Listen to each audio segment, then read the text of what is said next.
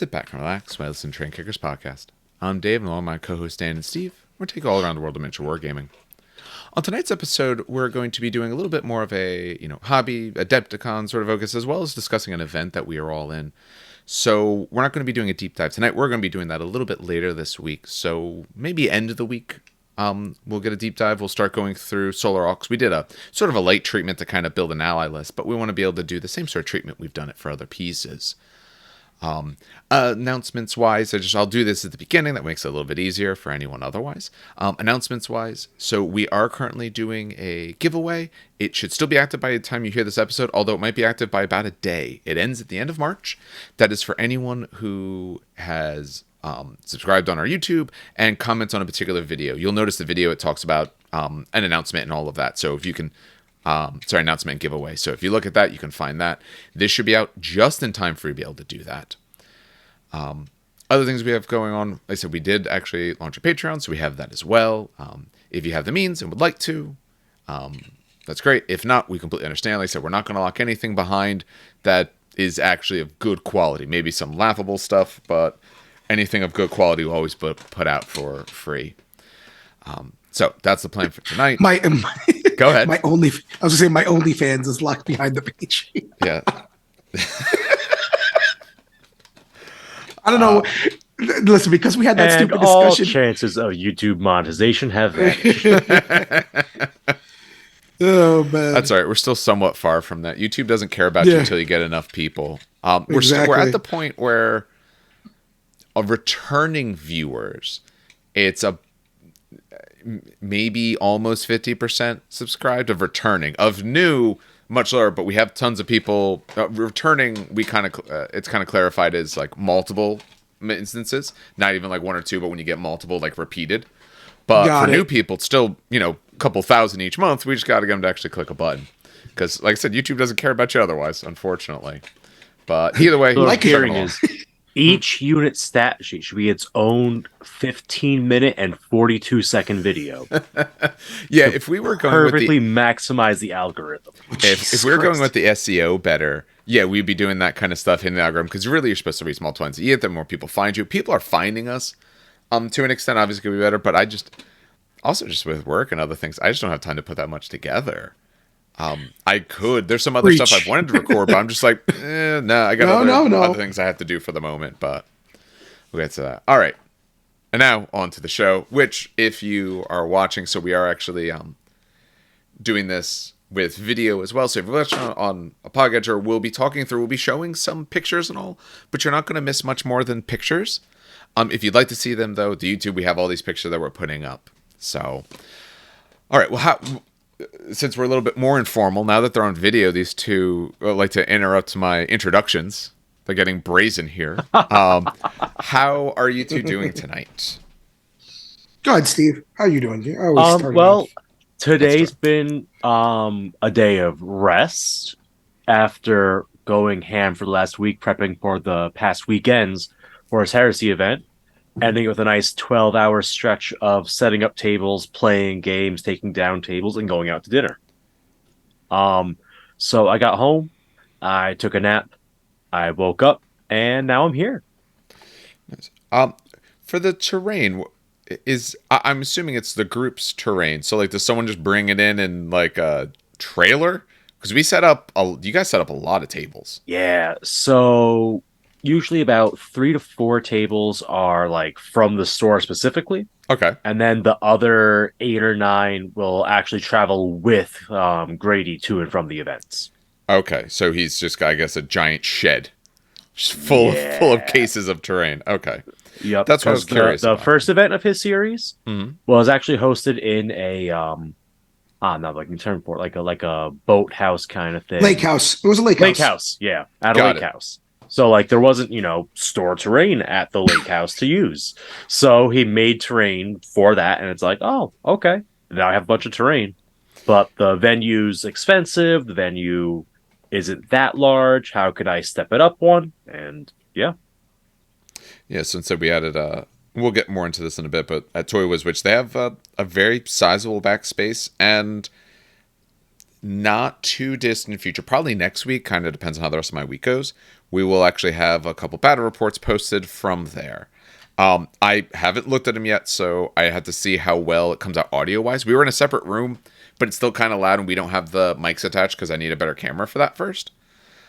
So I only see how poked that my comes head in like 4 or 5 times to harass Dan throughout his game. That might be as well, but no, it wasn't bad. It wasn't bad. If you were using the gimbal a good bit, I can use gimbal audio instead. So, but we're a work in progress. We're getting better, but we wanted to try it there and see how it goes. So the hope is that if it goes well, it's something that we can kind of continue doing for that or whatever else in the future. Because I enjoyed it, even though my game I had to cut a little bit short just with how I was feeling. The process itself was actually a lot of fun, and Parker over there actually knew a bit about some tech and audio stuff, so he was able to help us kind of figure out a good way to put everything together. But all right, Dan, how are you doing? Or was you just saying you're fine and then you put it right on to Steve? No. I said I wanted to go Steve first because I always kind of go first. You do? No. I'm go good. Alphabetical order. I had a lot of fun at the event. I met up with Peter, who's a cool dude. Peter plays Sisters of Silence, and I've yet to actually meet a person who actually played like full Sister of Silence army. So to see that on the table for the first time, and he's got a beautiful 3D printed army. And I know people who hear 3D printed are like, oh no, not 3D printed, but this was I forgot the maker of these sister prints. We'll show the pictures when we get to that, but I do have some pictures of that. I just don't know if I can find them fast enough right now. But yeah, no, they were beautiful, beautiful pictures or beautiful, beautiful prints. But yeah, no, he brought a full Sisters army, so that was a lot of fun to finally see on the table. And yeah, it was a fun event.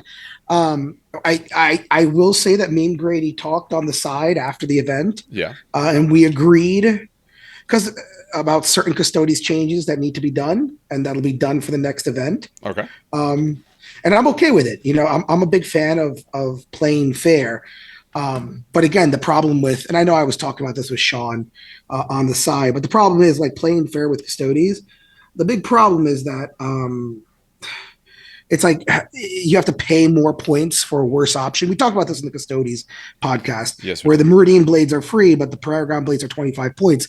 And at the end of the day, you'd be spending around 375 points just to balance out, which makes you play about a 10th down, more than a 10th down. Yeah. Which is an auto lose, essentially. So it's no fun for anyone. It's probably not auto lose. Oh, it's an auto lose. It just makes it a little uphill.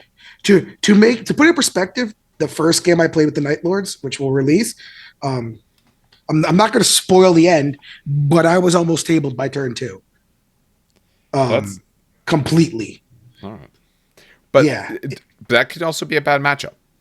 Very true. And you were deep striking, so you were facing a superior, numbers-wise, army than what you had for the moment. No, but now imagine me deep striking with 300. So I would have been tabled had I had the 375 points or more been accounted for with Paragon blades.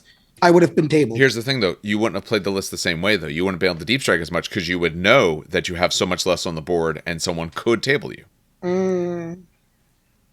You shouldn't. That sounds like a long-term planning thing. If you're putting yourself in a position like that and you get tabled, that's not necessarily a problem with balance. That's a problem with the list build. Now you know doing, why loyalists did not win a single event until this past weekend, because they have no long-term planning skills. No, so our plan essentially, and he agrees with me, is that we're just literally switching. Switching. Great word. I know, but there's the what's the other word? Flip-flopping. Oh my God. You were thinking flip-flopping and switching together. Flip-switching. Lord have mercy. Yeah, I don't know what I was saying. Yeah, Jesus Christ. No, so we flip-flopped the Paragon, the blades, and the Meridian blades, which I think fix pretty much a lot of it, because Meridian blades 4+ Murder Strike is absolutely insane. Agreed. But yeah, that's that. But yeah, so that was been. But it was very fun games. Me and Grady went all out on it. Barely had anything left on the field, both of us still. Yeah. Turns out rad grenades. You do know we're doing all this coverage later, right? No, yeah. But So all the stuff you're discussing now that we're doing later in the third act. Whoops. Yep. No, so I had fun. Like I said, loyalists, no long-term planning skills. No long-term, none whatsoever. All but it was fun. It was a fun weekend. Good. All right. We'll briefly go over some hobby. I know at least for Steve and myself, I know at least we were just purely preparing for the event. I know Dan did some other stuff. So Steve, how big was the list of things you had to do? And then we're gonna see how bad it compares to the list I had to do. So in a month, I had to add 1,000 points to my salamanders, right? Okay. This involved painting up, was it 4 more Thalax, because I had a 5-man unit go up to 9. I had to paint 5 more Seekers, a Scorpius, a Box Dread, and I think that's it. Okay. Oh, and I needed to convert and paint 5 more Breachers. So it's like 10 infantry with conversions and sculpting and a vehicle and a tank. All right. That's actually not as bad as I thought. I thought you had a lot more. At my painting rate, that's a lot. Yeah, and also having to and sculpting and all that kind of stuff that obviously takes longer, especially when I do it well. And you do like I might have had more to put together, but I don't do any of that part, so that's kind of shortens it up to some extent for me. I mean, I'll be honest, it was very simple sculpting. It was adding like little flanges to some Spellgrow legs to make them look similar-ish to Mark III's. Okay. But, it's still something. It still adds another day to the process because you got to sculpt it, let it dry, and then you can move on. But, it's an enjoyable process. I got it done in time. I even had a day to just relax, which was that's very nice. First. Yeah. But, no, it wasn't too bad. I did not give myself enough time to relax. I'm trying to pull up my list to remember what I painted in the last.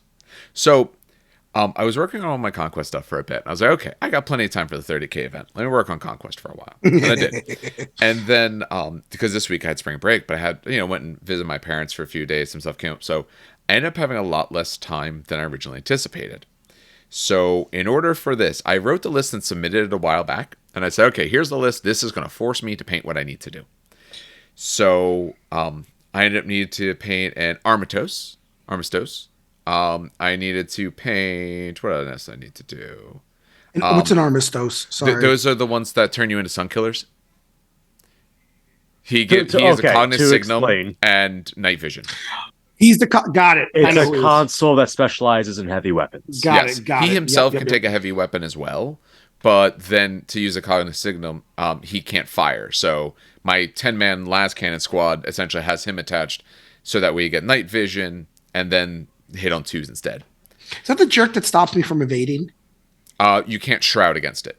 Shroud, yeah. Yes. Yep. Well, you have Night Vision. Night Vision doesn't allow you to shroud. Yeah. Yeah, okay. It ignores all night fighting rules plus no shrouding. That part didn't really come up much. I think it came up like once, but it wouldn't have been the great idea to shroud against it anyway. That came up against me. I'm sure it did. I had to do 3 sabers, so they are done. They took almost a day to actually do. I thought they'd be a lot faster, but they took me a while, including airbrushing and masking and all that kind of stuff. What else did I have to do? The Leviathan, 2 Scorpius. That might have actually been it. So in about 2 days, I did all that. Still a lot. Jesus Christ. Yeah, you just kept going. I was like, yeah. Oh, they still need to get some of their dirty down, like rust or Vetigrus effects put on them, but that's like a special thing I have to do because I need to be in the basement. That stuff it might be acrylic based or water based, but it is toxic. Don't sit in your room and use that. Don't drink it either, from what I'm understanding. No. It's toxic in many, many ways, and it will absolutely stain your skin terribly. Use gloves. So, oh no, I used the moss from a garrison. Don't worry, that's toxic as well. Yeah, I know. I used the moss one, and I remember opening the bottle. I'm like, wow, that smells terrible. And I just kept like putting the moss on, and I started like developing a light headache. Because usually I get that when it's like I was like, wow, this is so weird. This paint must be. It was funny because the Tamiya paint usually does that to me, like Tamiya clear red. Well, yeah, you're not supposed to breathe that shit either. Yeah, it will usually knock me on my ass. Yeah, toxic paints But do this that. stuff, yeah, I was It just does a very great surprised. effect, but yeah, you have to be in the right environment to use it. If you don't have like a painter's hood or anything like that, you can sit outside and do it. Or if you have like a mask, just don't let it air out into your home is all.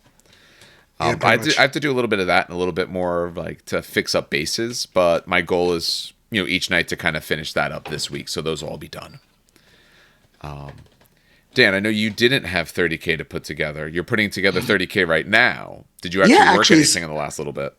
no, yeah. So this is actually so I Paint actually on for the the way event I home? didn't. No, this is so. I don't know if I brought this up in the last podcast, but I painted a mushroom dragon, right? Yes. That was the thing, yeah. So mushroom dragon and all the sister stuff. That's what I painted, right? And then what I did was I just kind of set up for the event, ran test scenarios against my myrmidons, tweaked the list a little bit last second, stuff like that. Hmm. And then the reason I'm building, so I remember last video I pointed at the two boxes of custodians on top of my desk. Yes. I actually opened them up and I'm starting to put them together because for the list, there's a doubles event coming up with In May, heresies yes. in May. Hmm. And I'm actually trying some Heteron Guard with lightning claws because I really, really like the lightning claws. Yeah. So that's literally what I had all these lightning claws. They're basically hang on, let me see if I can get a good. I don't think it's gonna be a good picture because of all the light. No, it probably won't Uh, be. no.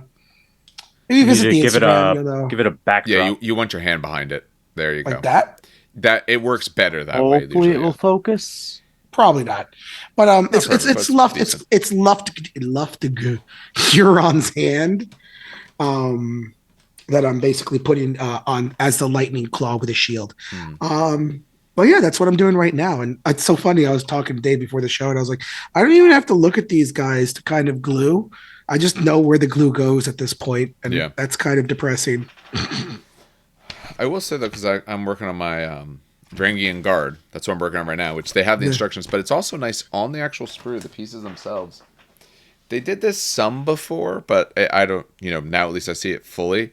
It's not going to pick up well, but there's actually numbers on everything. Because some of these guys, their legs are in parts and all. But for like person 2, everything has a 2. These guys actually have like essentially stoles around them. Oh, So they have stoles on them. And for the stoles, they're also labeled 2 and 2 because it's front and back. So you have all that. With the spare bodies. that with the Dweg. They did that with the newer Dweg, which is really, really nice. I think it's. I don't know if they've always done that, but at least I like it because it's on every little spot, so I can't miss it. The other thing is, I have tons of spare Legionnaire bodies that I don't need, and this is a dual kit with Anatoli.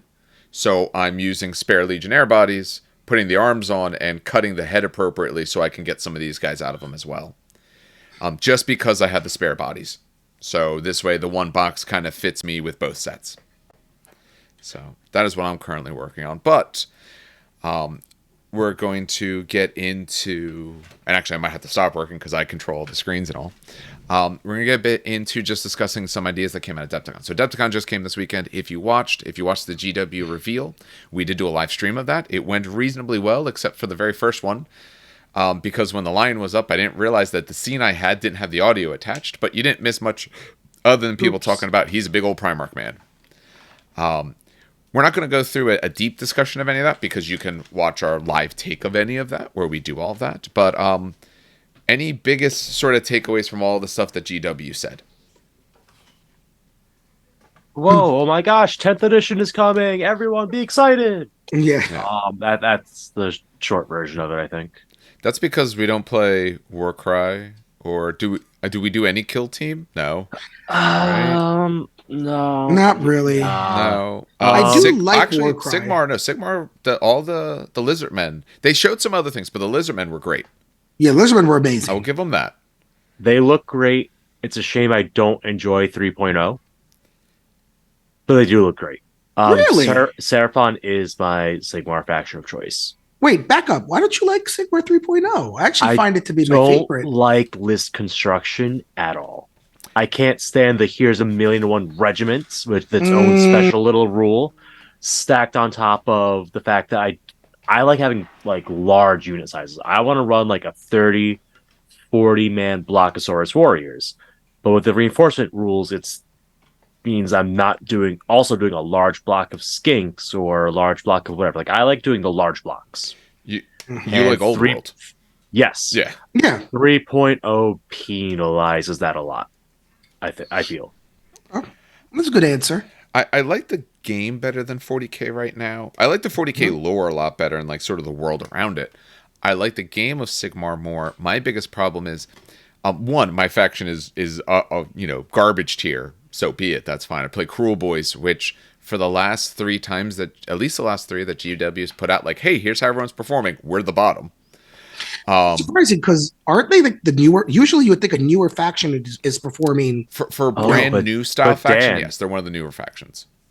But they are also in the starter box. Yes. So they can't be too good because you have to hook little Timmy on the starter box. You go, this is so fun, but I'm losing. Oh, that other army's winning. I'm going to go buy that one. I think part of the problem, I think in my mind at least, is the army excels at certain things that the current version of, and I know we get a new 6-month General's Handbook piece somewhat soon, but when they came in, to me they felt a good bit better because it was sort of monsters were the scene. You people wanted monsters. Monsters are better for people to have, and we're very good at killing monsters. That's what we handle well. We have tons of mortals that we do, everything like that, so we can kill monsters. When they went to this, was it Galantine or Galantine infantry, where you essentially want larger units, you want more bodies, we can't handle bodies. Our general units, our sort of staple battle line unit, it's cheaper now, so it's less garbage, but it's not going to stand up against other people's battle line units. It's not going to cut through them. So I think that's a lot of the reason why they struggle the way that they have. But I just don't. My problem with it is it can be tough to list build sometimes because of how regimented things have to be. Oh, your squad's exactly the size, or double it again. Like they decreased our points, but decreasing points doesn't do any good unless I can't fit a whole new unit in. If you give me 50 points, an endless spell. Who cares? They decrease enough, I'm able to get something extra in. It's useful, but with that sort of point structure, it can make it hard. Points changes aren't as relevant there, I find, just because of the way that they do it. Okay. But so they have the same problem as Imperial Knights do in 30k, where it's like, cool, I have 100 points. What the hell am I doing with this 100 points? Yeah, I'm not touching it. I realistically can't use it. Not a feel-good scenario then in that sort of case. And that's the way the Sigmar runs itself, unfortunately. I'd love to speak on it, but I sold my ogres, and the Blades of Corn book came out literally this week. Literally, so it's better than some of the books that just came out for 40k. That I love. The meme where it's like the Grim Reaper's there, and they're like, "Time to go," and he's like, "Was I good blank?" And they're like, "Yeah." I sent you that meme with the Imperial Guard. Yeah, I've seen that one. I've seen the one. I saw that one with the Imperial Guard. It's like, I don't know. I've played you 3 times. I saw the one they did for the new Corn faction, and someone and the thing at the last panel is, "Who are you?" Because they just no one's even played it. So, oh God, it is a legitimate thing. But so briefly about 40k, they've announced there's going to be a new edition. They've announced various streamlinings and all those sort of bits.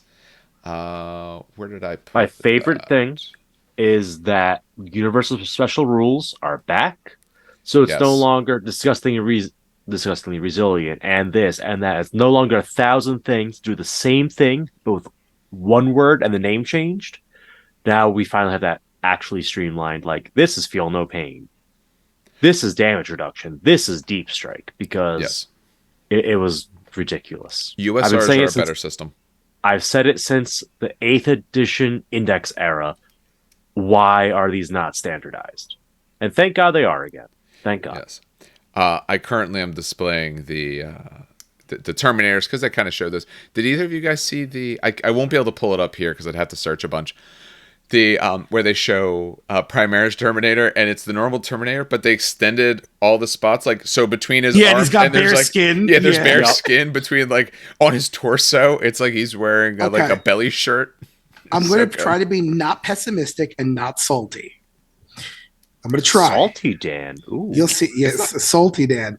Because I'm very optimistic at like 9 times out of 10, I'm optimistic.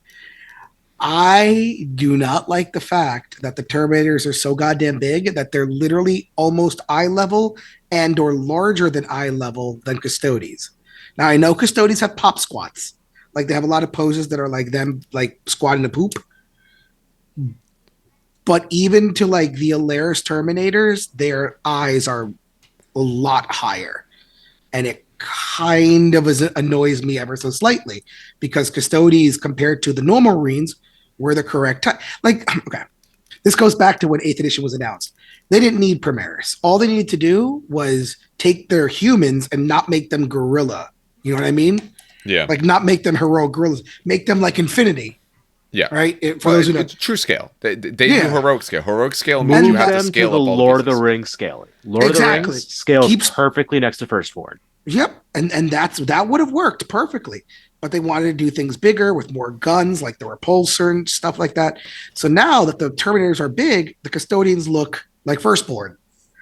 It's okay, Dan, because they're just going to do a Custodian full range refresh in like 2 years because the sculpts will be old at that point.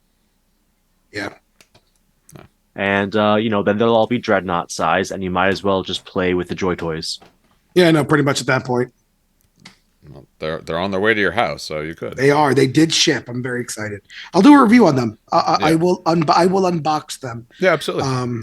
On the for the YouTubers. Yeah, because that's gonna bring me joy. I can promise you that's gonna bring me joy. Stop that. Don't. I'll be honest. Throw a softball if you don't want me to hit So listen, 10th edition is exciting, but honestly, I'm trying to fight the absolute urge to not start a Dark Angels army because one of my first. I don't know if Dave remembers this. I do. I don't know if you remember the Cuban Dark Angels. Yes, I do remember.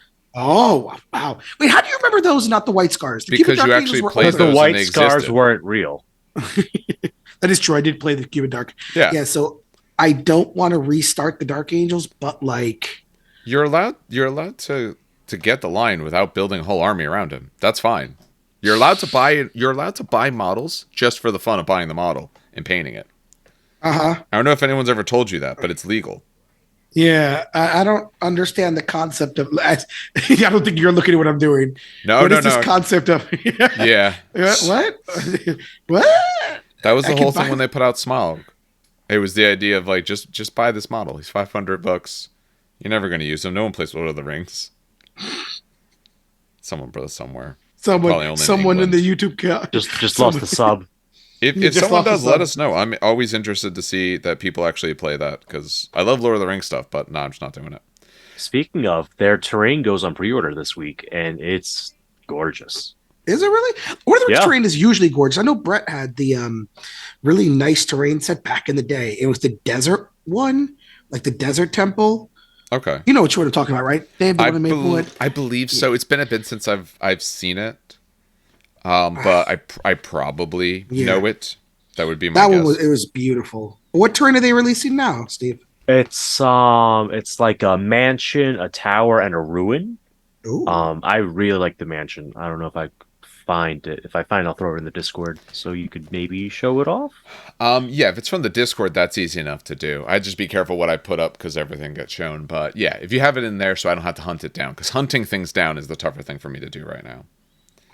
Yeah, no. But yeah, the lion looks great. I'm so happy he's an old man. I am too. It works because it shows the idea, Gulliman was in stasis. He was not. Yeah. So it even works on that level. I think they did really good, and I think it looks nice. I'm not gonna. I doubt I'm gonna do anything with Dark Angels in 40K, but I'm gonna pick up that model because it does give me hope. It does give me hope that Dorn, when they release Dorn, there's no Dorn coming. Dorn's dead, bro. No, I think it's gonna be Russ. I think Russ is gonna be next. To be quite honest, it's got to be Russ or it's gonna be Valdor. Because spoilers in 3, 2, 1, in the book with the Beckwin series, for those who didn't read it, Constantine Valdor is still alive in a pocket reality of the warp, with a whole bunch of Sisters of Silence and a curiously red armored, winged, very large space marine. You mean Angron? No. Red armor and wings. Angron. That's Angron. Yeah, no. Valdor's not a traitor. Stop that. Not that you know of. Oh, wait, did Erebus gain wings? I didn't know that. That's cool. Yeah. I think once the gods figure out that Erebus is no longer useful, it's gonna be a very bad day. But yeah, no. So I think it's either gonna be Valdor, which would be really, really cool, or it'll be Russ, and I'm gonna bet money it's Russ, or Fulgrim.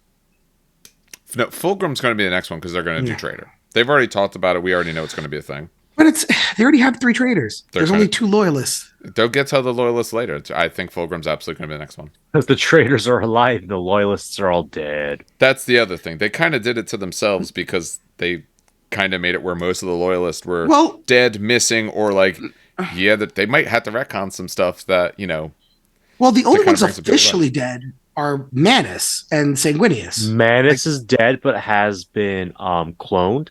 Sanguinius had his warp essence destroyed, so he's not coming back. Yeah, no, Sanguinius is dead.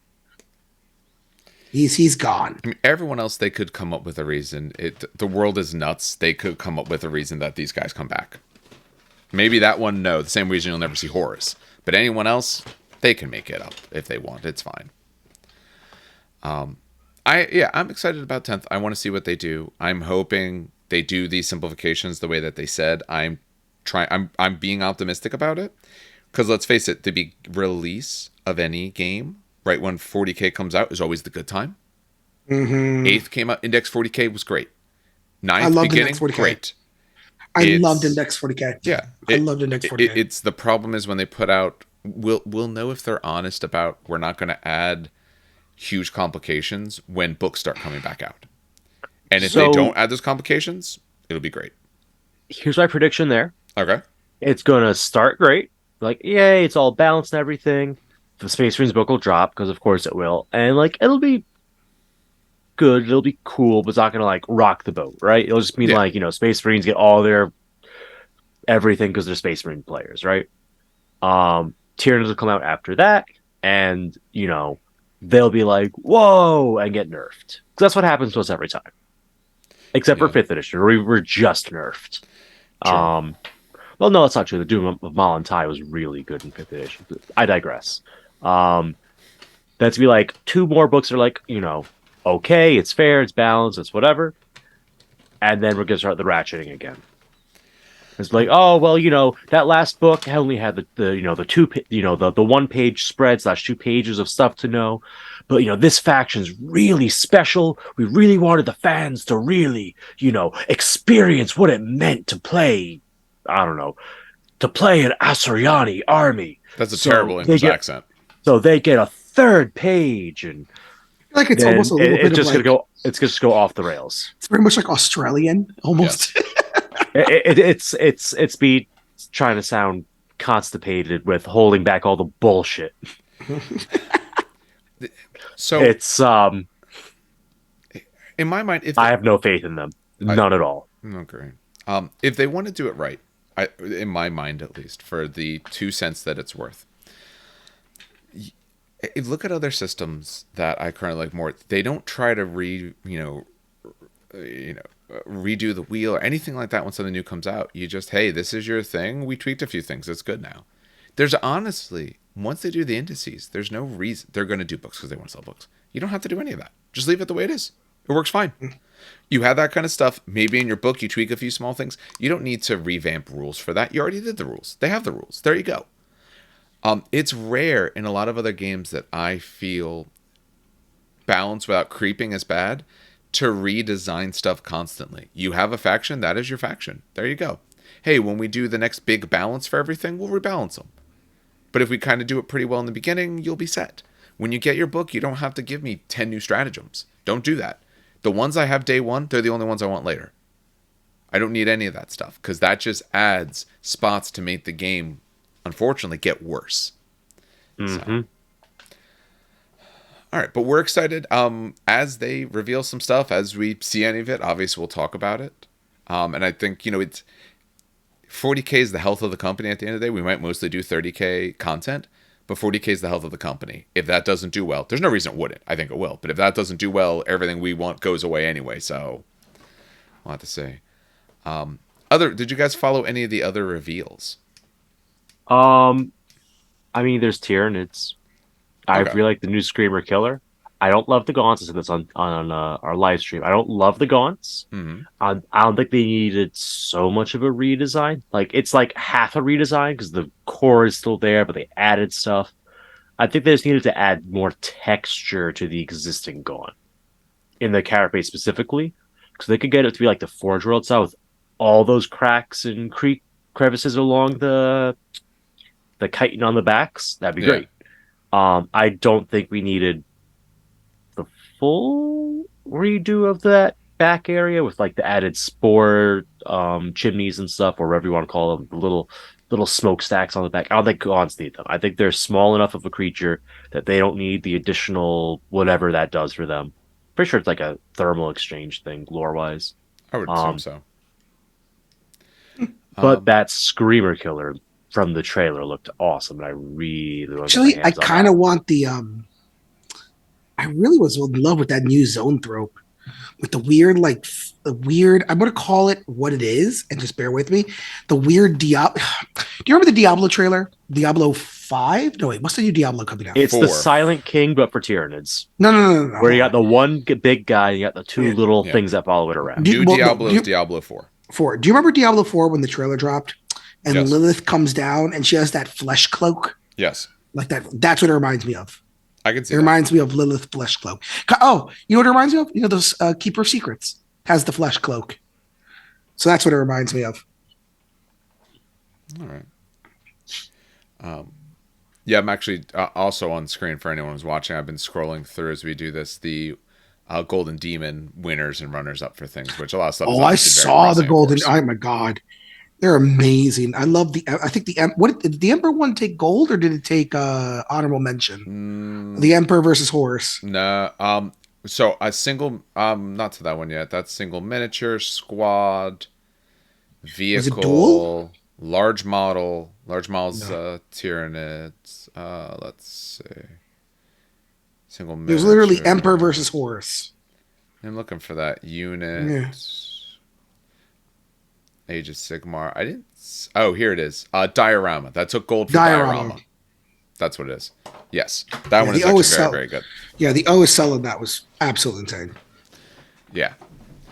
That took it for Diorama. I mean, all of them, everything here obviously is going to be very, very impressive. So, no, when I was talking about other reveals, they didn't want to watch any of the other ones. I know AMG had a big thing. They went through all their stuff. I don't know if you guys watched any of that. Oh, you mean like that? No. I'm too deep in the GW wait. Conquest. I saw the new Conquest stuff. Yes. Actually, I didn't pull up those pictures. I completely forgot to pull those up. Well, more because there were so much I can pull photos. Up of everything. Yeah, I was going to say only there were photos, but I love the chunkiness of the steel forged. Yes. Those are going to be fun to run. Those are going to be absolutely fun to run. They have stupid little mouths in the middle. So I guess you feed them coal as they run forward, which is absolutely awesome. Such a neat concept. Yeah, I did look through those. A lot of those are very exciting. Like I said, unfortunately, I completely forgot to pull those up for the screen, so I can't. I'm not going to do that right here in the middle. That'd be a little bit problematic. But the Wadroon dinosaurs look ridiculous. Oh yes, I like the Triceratops. Yes. How could you not? So they had that. I know AMG did a lot. I watched theirs. I don't know, like last night or something like that. I watched it after the fact. But they revealed a lot of things. Luckily, at least on their page, they put down a list of what they showed. For that, so, for Marvel, they are now... obviously, they showed some cards. They showed it for Squirrel Girl and Gwenpool. Which, they unfortunately, they're a little fuzzy, so you couldn't see everything there. That was a little bit much. They're doing a new Ultron with his own, essentially, Grunts unit. They're doing Cosmic Ghost Rider. That's when Frank Castle took over as Ghost Rider and was a herald for Galactus. They're doing more stuff for Wakanda. They showed us Claw. They showed us that they're doing a bunch more mutants: Bishop, Nightcrawler, Iceman, Kitty Pryde, Xavier. So we finally get him. So we're getting a lot of good stuff there. X-Wing I followed a little bit. They're essentially doing one-player starter boxes. A few other units that were in 1.0 they're showing now. They showed a good bit of that. Armada, hey, they haven't abandoned it yet because they're not doing new ships currently. They were kind of careful to say that they're talking about strategies, kind of things in the future. They didn't say any development. That doesn't mean they're not developing, but they just didn't say it.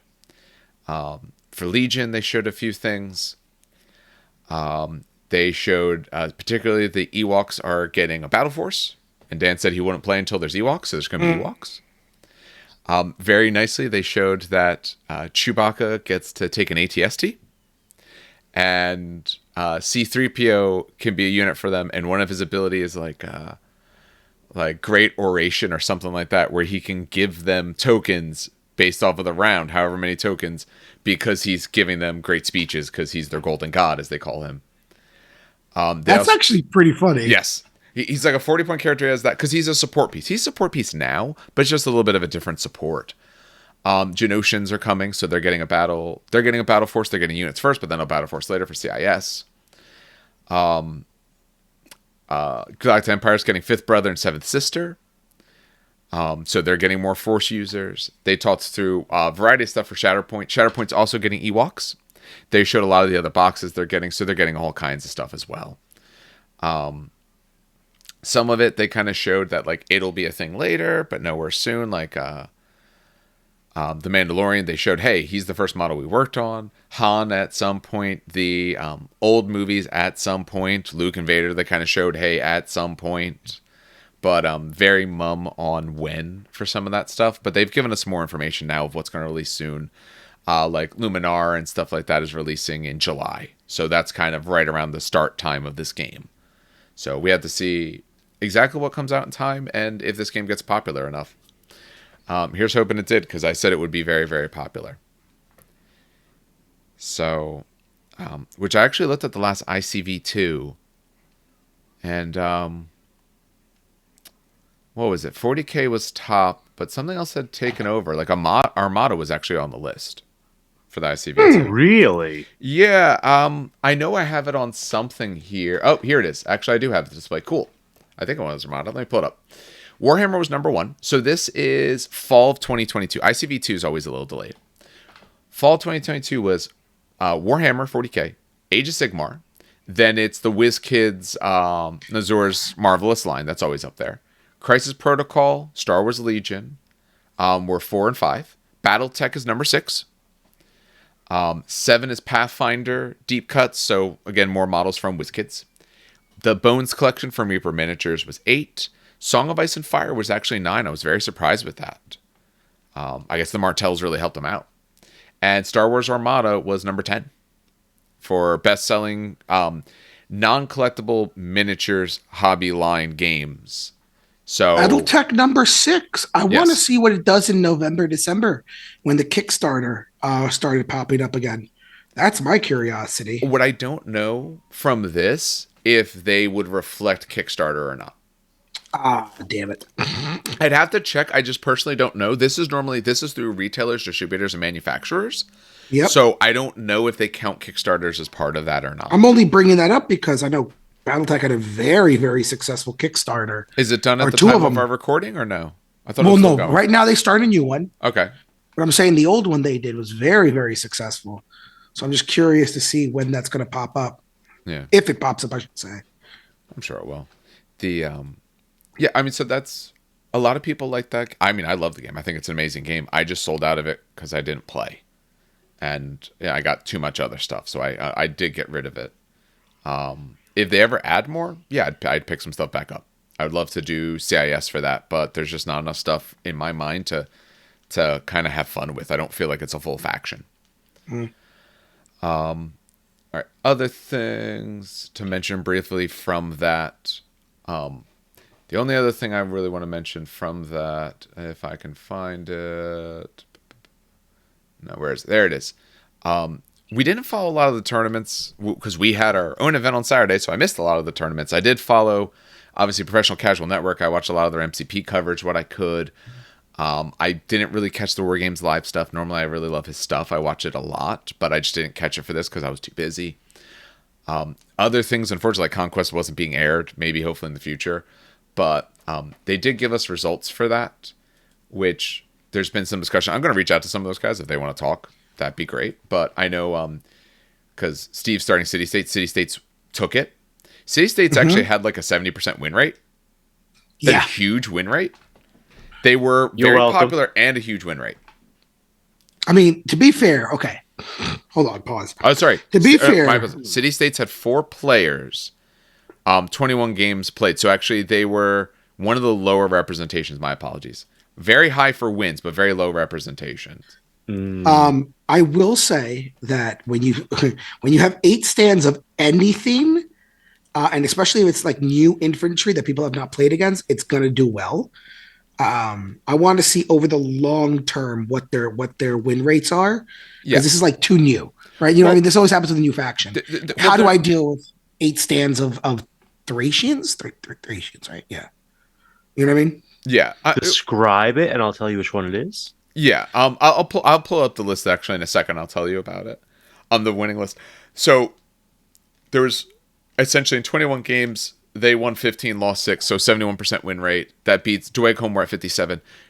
Before this, Dweg Home were usually known as the ones kind of topping the charts.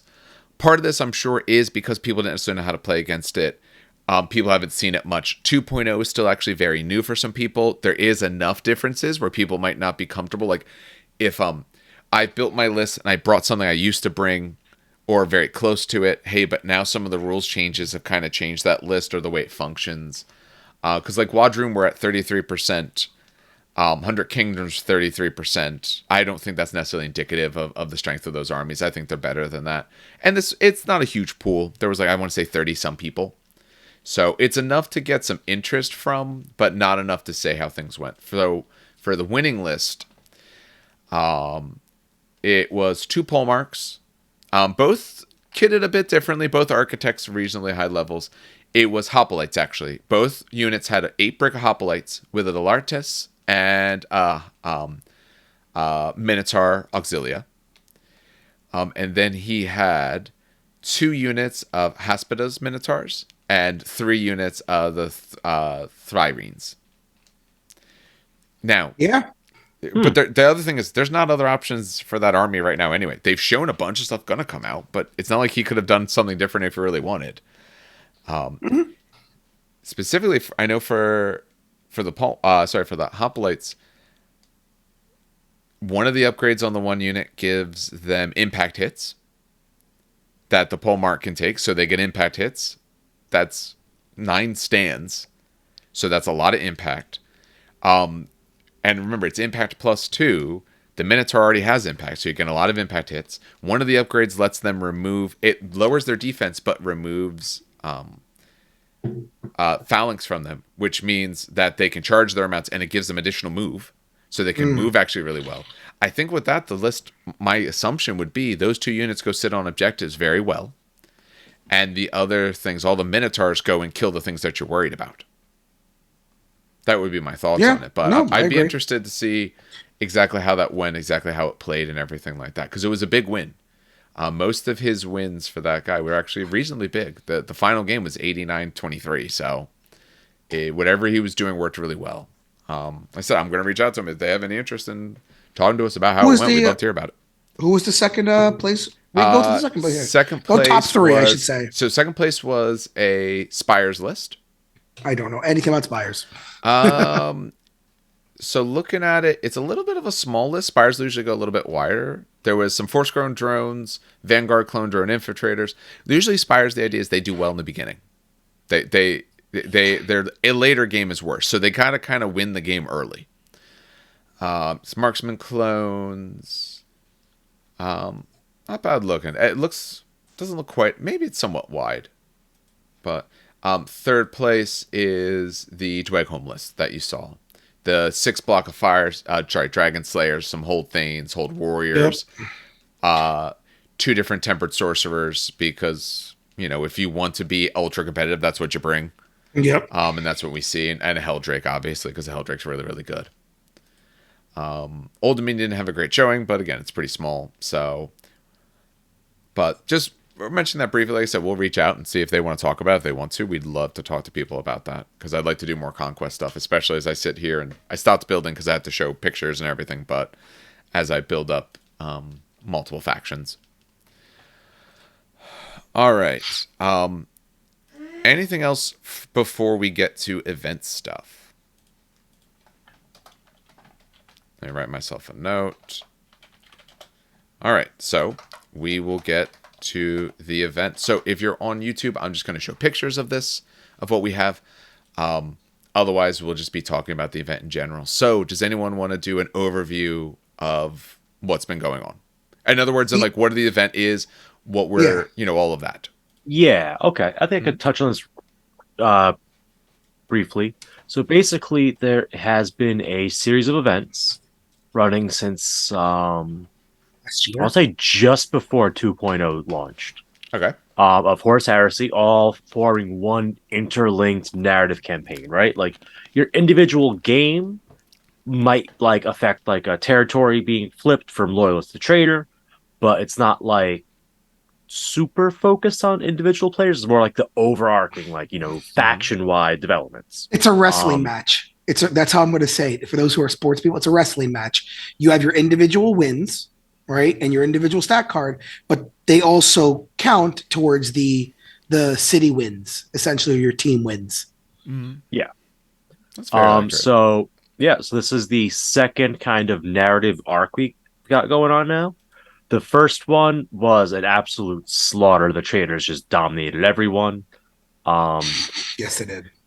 To the point where the second one is, okay, the Loyalists had to fall back from the first planet in this system to the second planet in the system, which is an agri-world, and they are just digging in, trying to hold back the Traitors as they're pursuing them onto the world. And finally, the Loyalists got an event-wide win, which will have repercussions in the third event on this second planet coming in a couple months. Yeah, we have one in about mid-May, a doubles team tournament, 1,500 points a player. Which, if you're in essentially the North Jersey, New York sort of area, I mean, you come from further, that's fine. There might still be spots. It is this time doubles, so now there's 32 players. Yeah, 32 16 players. teams, 8 tables. I'm not going to say we're going to add tables, but it's not impossible, but it's not currently something that's planned. Yeah. 32 people in that room should be plenty of people, I feel. Agreed. I will put really, most of this goes through the Facebook. So if you are from this sort of area and you just happen not to be part of that group, I'll put a link to it on the YouTube so you guys can look into there and see if that's of interest to you. It's a great group. They do a lot. And like I said, I'm scrolling through pictures of the different armies, and everyone's stuff absolutely looks amazing. Everyone does a great job on all this stuff. So heresy people, not to insult 40k people, I'm not trying to be like that dude, but heresy people do tend to like. No. I'm going to be nice about it. We do tend to go a little all out sometimes with our armies, because we even had. I mean, this is to call them out. We had one of the newer players who was 16 years old. Yep. Playing the Word Bearers. And he painted his army. It was good. He did well. And then he played the second game against literally the rock to his scissors. What did he play second round?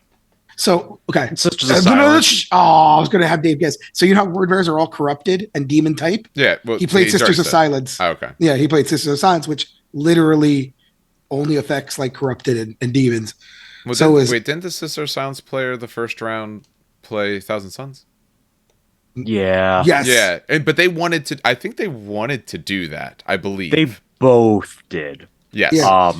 Although the Thousand Suns, I was the Traitor commander. Nah, I'm just kidding. They always take in like, okay, who do you want to play next into consideration? Yeah. And then it's like, okay, well, once the grudge matches have been called out, it's like, what's left? Let's like pair these people up. Because basically we have like a commander on each side. For the last few events, it's been good Kyle and evil Kyle.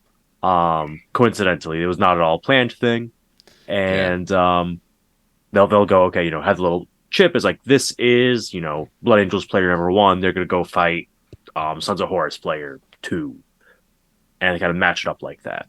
Yeah. No, I think the Thousand Suns game, because I was watching that. When it was funny, it went closer because sisters tend to die to bolter fire. But a lot of the Thousand Suns gimmicks and tricks that they have just did not work because Sisters of Silence. I mean, they don't work in a normal game half the time, so. Well, no, when you're at -3 to cast, even your buffs on your own unit. They're already struggling not casting on an 8. It's not like it's true. Not like they have a real Legion trait. Yeah. Oh, so they're basically playing a generic Legion at that point, and that's okay. Yeah, I did scroll through this. Also, at this point on YouTube, I'm going to have the video I took of going around the armies and all playing, because I don't have enough pictures to kind of like... I think most of them are shown, but that way you can kind of absolutely see everything well. And my army managed to dodge all the pictures and all the videos. No one got a good shot of my army. So my army was on a table, and it got moved around the table throughout everybody showing up and like getting their stuff out. So it's facing backwards in everyone's pictures. Everyone's got the backside of my army. Because it was like on the table by the exit, facing the front of the room, and then it got pushed to the back of the table, then it got pushed left, and then everyone's got the backside of my army. Which army did you... Let's go one by one. Which army do you think was painted the best? The one that I don't know. Tyler's. Really? Yes. Steve, what do you think? I played him. He did marble effects on his dreadnoughts and all. But he won last time. That's why I don't want to choose him. So the reason I'm not choosing Tyler paints... if you have not seen Tyler's work, it is hard to describe in person. The guy did marble on everything, and then gold inlay. Well, not actual gold, but like gold inlay on the marble. Is fucking... I just... what the shit? Oh no, where was it? No, I have a picture of his army. Scars? I know. I'm looking for it now. There it is. Is that the White Scars player? Like, I legitimately did not get a chance. Tyler was the Ultramarines. Ultramarines. Okay. Yeah, you know what I'm talking about. Yup. Yeah, I didn't get a chance to look at the armies because I was too busy making sure tables were set, people got their breakfasts, prize support was pulled, all that stuff. Because I'm part of the facilitation of the event. I don't get these luxuries of touring around the armies. I only toured so I could take video, honestly. So I'm split, mostly because of the bias. I will say that the printed Sisters army, like the vehicles, I absolutely adore the vehicles. And he actually printed the interior and had couches in there and had sisters sitting inside the couches, which really added... I wish I would have zoomed in. Maybe I have a zoomed in picture of one of them. Not that I see now. Damn. But he actually had like sisters sitting inside the vehicles, like with their hands crossed, which I thought was just fan-freaking-tastic. Wow. Yeah, I know. I wish I would have gotten a... Like, he OSL'd the inside, so it was like red on the inside. It was such a good goddamn looking army, and the Warhound looked fantastic. But if I'm choosing a non 3D printed army, yes, and I'm not choosing Tyler because he won best painted last time.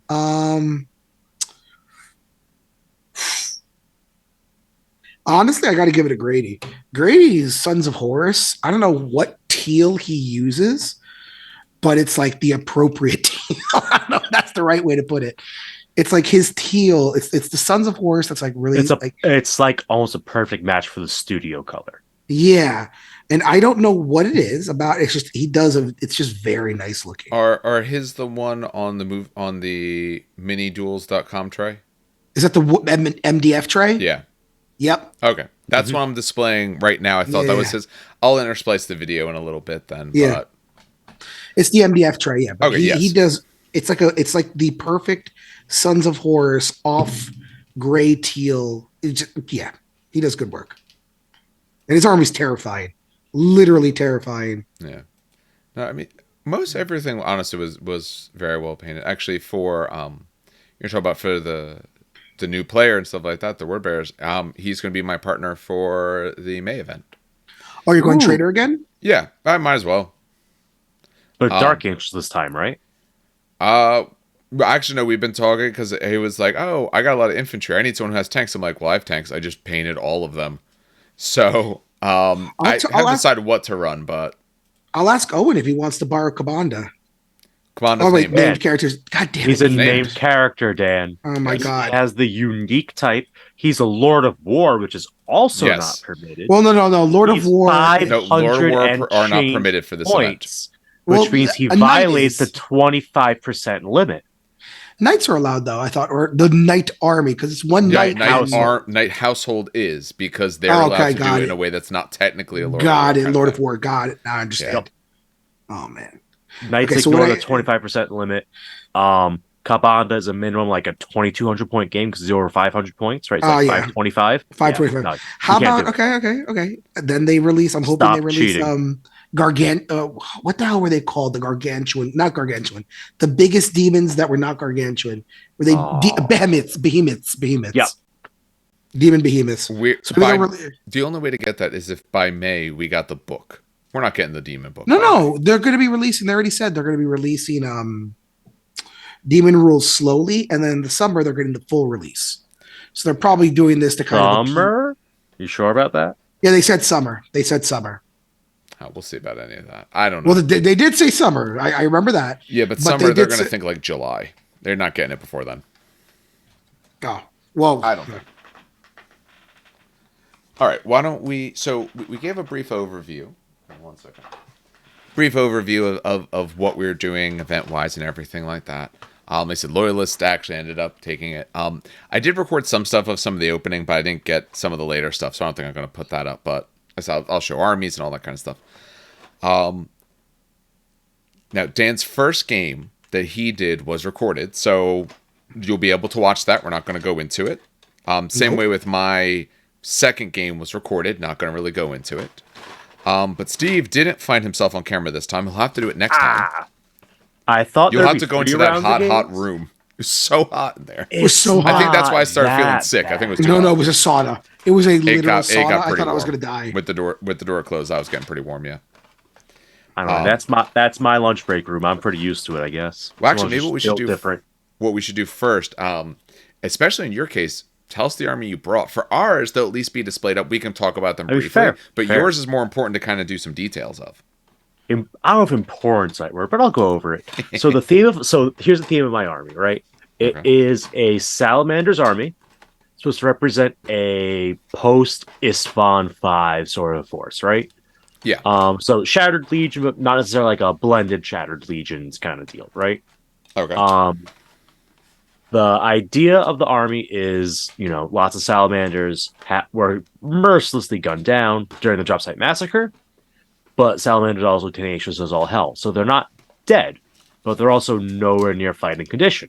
Okay. And desperate times call for desperate measures. So running low on dreadnoughts too. Mortally wounded, out of dreadnoughts, what are you going to do? Let's put their brains in jars and put those jars inside of Thalax. That's the basic idea of the army. So it is... I took the Rite of War, but I didn't really need the Rite of War to do Brethren of Iron. So that makes Castellax on compulsory troops, Domitars as elites. You get Thalax as elites just because you have a Forge Lord in the army, and you get Vorax as fast attack. That said, I didn't take any units through the Rite of War. I took them through a Pravian. So that my Vorax gained the Salamander's Legion type. Yes. As well as the Thalax through the Forge Lord. So I didn't really need it, but it gave me the ability to give the one tech read in my list to Cortex Controller so that I had a little more options for keeping the Vorax under control just in case. So the army is led by Praetor, as one does. He's got a Dragon Scale Storm Shield and a Mastercrafted Thunderhammer, and I think I technically also gave him a boarding shield to gain the heavy type. I forget if I had to do that or not. It's been a minute, but it's a free upgrade, so it doesn't really matter.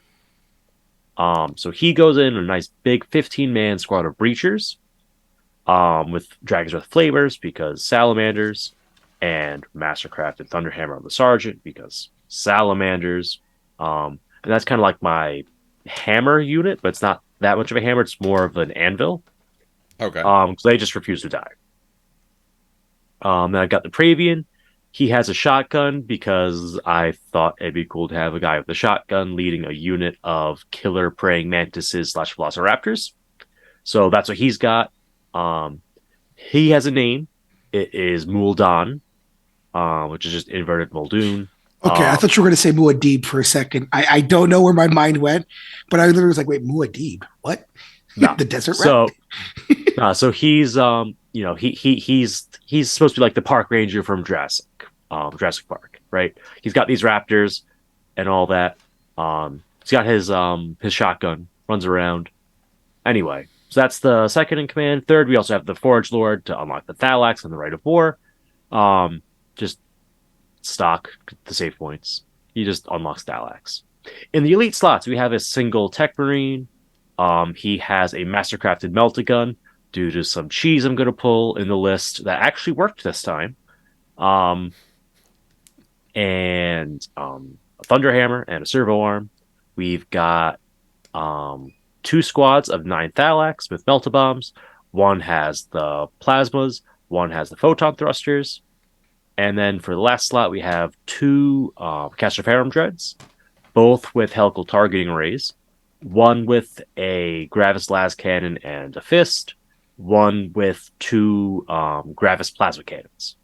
The reason the helical targeting array goes with the Plasma Cannons is because if I activate it, I ignore Shrouded saves. Which means that here's two 5-inch blasts of Strength 7, Breaching 4, ignoring Shrouded. Good luck. The Dreadnought Plasma Cannon's large blast. Yes. Yeah. Okay. Did not know that, actually. That thing puts in work in theory, but my targets were not ideal. I was shooting it a lot at Dreadnoughts because it was the best I had on that side of the field to deal with Dreadnoughts. So I was doing like a wound or two a turn instead of like, deleting 5-6 models from existence. But it's still a great build. It's like 180 points. Absolutely love it. And then the other one has the last cannon with the helical targeting array, just in case I go up against a flyer. Because a Skyfire last cannon absolutely shreds anything in the air. Yeah, I found out in my second game. Luckily, my opponent Sean, and I don't remember this part. This part might not have been in the recording, so I'll say it here. He played a bunch of things that fly, and he's like, "Hey, do you have any way to deal with this?" I'm like, "Not really." He's like, "Do you want to drop a guy and put in a targeting array?" And I was like, "Thank you," because otherwise, it's going to make it super lopsided to begin with. Because you don't unless you're looking for lucky dice. Yeah, Sean's a great guy like that. Yes. He plays Airwolf, he likes to call it. It's Space Wolves in planes, and it's so different from what the guys more locally do. It's interesting to watch. What was I gonna say? He brought a Thunderhawk. That's how cool it is. I got to see a Thunderhawk in person for the first time ever, really, and now it just solidified the idea that I need a Thunderhawk in my life. Yeah. Oh, but yes, that's my elite slots. For troops, I had a 14-man tactical squad with a Nuncio box. Sergeant had nothing fancy except Artificer armor. They were mainly used as backfield objective holders / like, oh shit, I need to Fury the Legion something button / just spotters for my blast weapons. We had the aforementioned 15-man squad of breachers, and we had adherents, a 5-man squad. They did literally nothing in either game because they didn't show up to the battle. Remind me what the adherents are. I don't remember them. They're like halfway between veterans and regular Marines. So like, they got the 2 wounds, but they're only weapon skill 4 base unless they pass the leadership check and stuff. Okay. They all get combi, Dragon's Breath Flamers, and Chainswords. They're cool. I think that having 5 of them in a Rhino trying to flank the entire game and never actually reaching battle is not the best way to use them. But it let me get another unit on the table to hit the 3K. It was a Flamer support squad, but that's literally useless.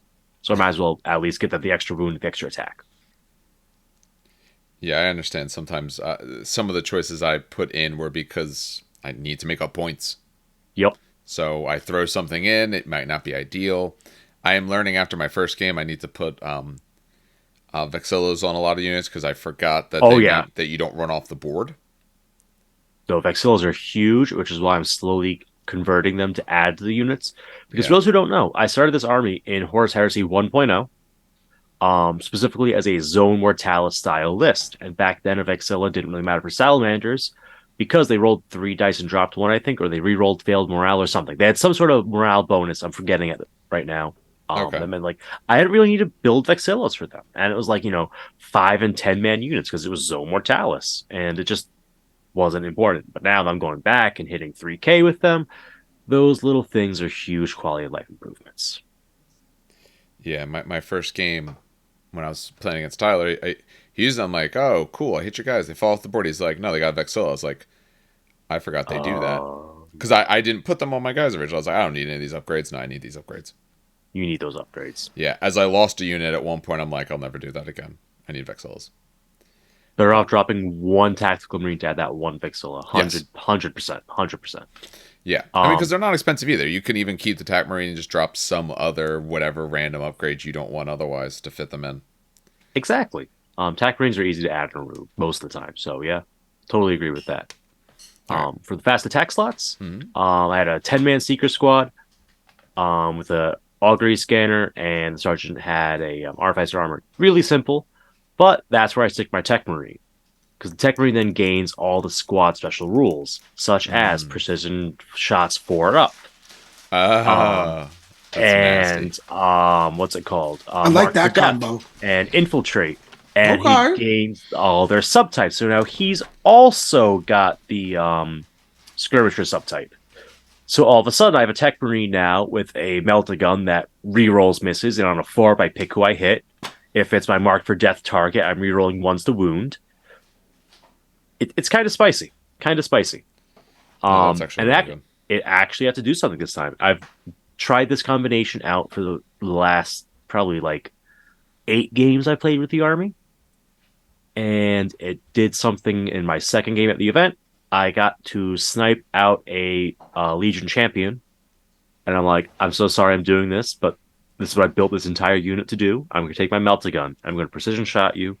And I'm going to kill your champion. And I roll it, and I do it, and I'm like, all right, now come assault me, destroy my entire squad. Yeah, I deserve it after that. I feel bad what I did to you, but at the same point, this has never happened before, and I'm very excited about it.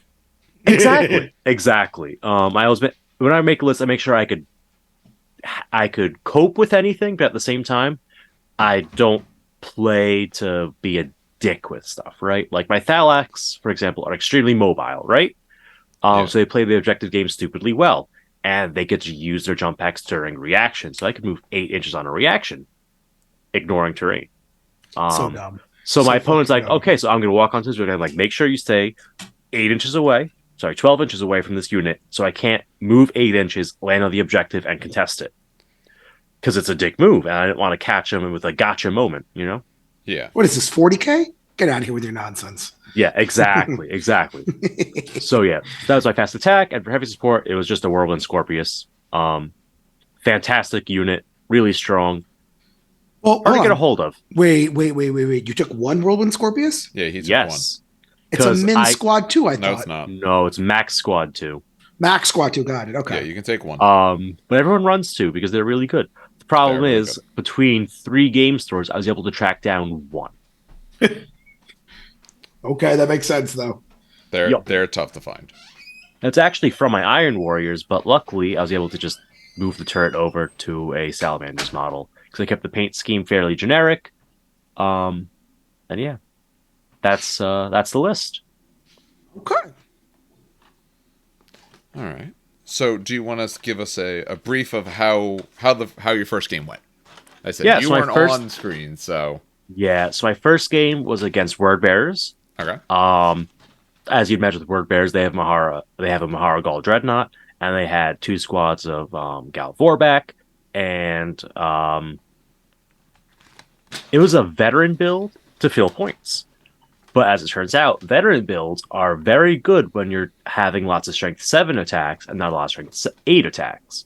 So my Plasma Dread was picking up like a model or two at a time instead of like the 6 you'd expect. It was a really, really close game, but the scores would not indicate that. In the end, I was tabled, but Oh, only wow. barely. Yeah. Okay. Until turn 4, I still had my Scorpius and my Dreadnoughts, and a Tactical Squad and a Thalax Squad pretty much untouched. And I was keeping. I should probably talk about the scenario a little bit.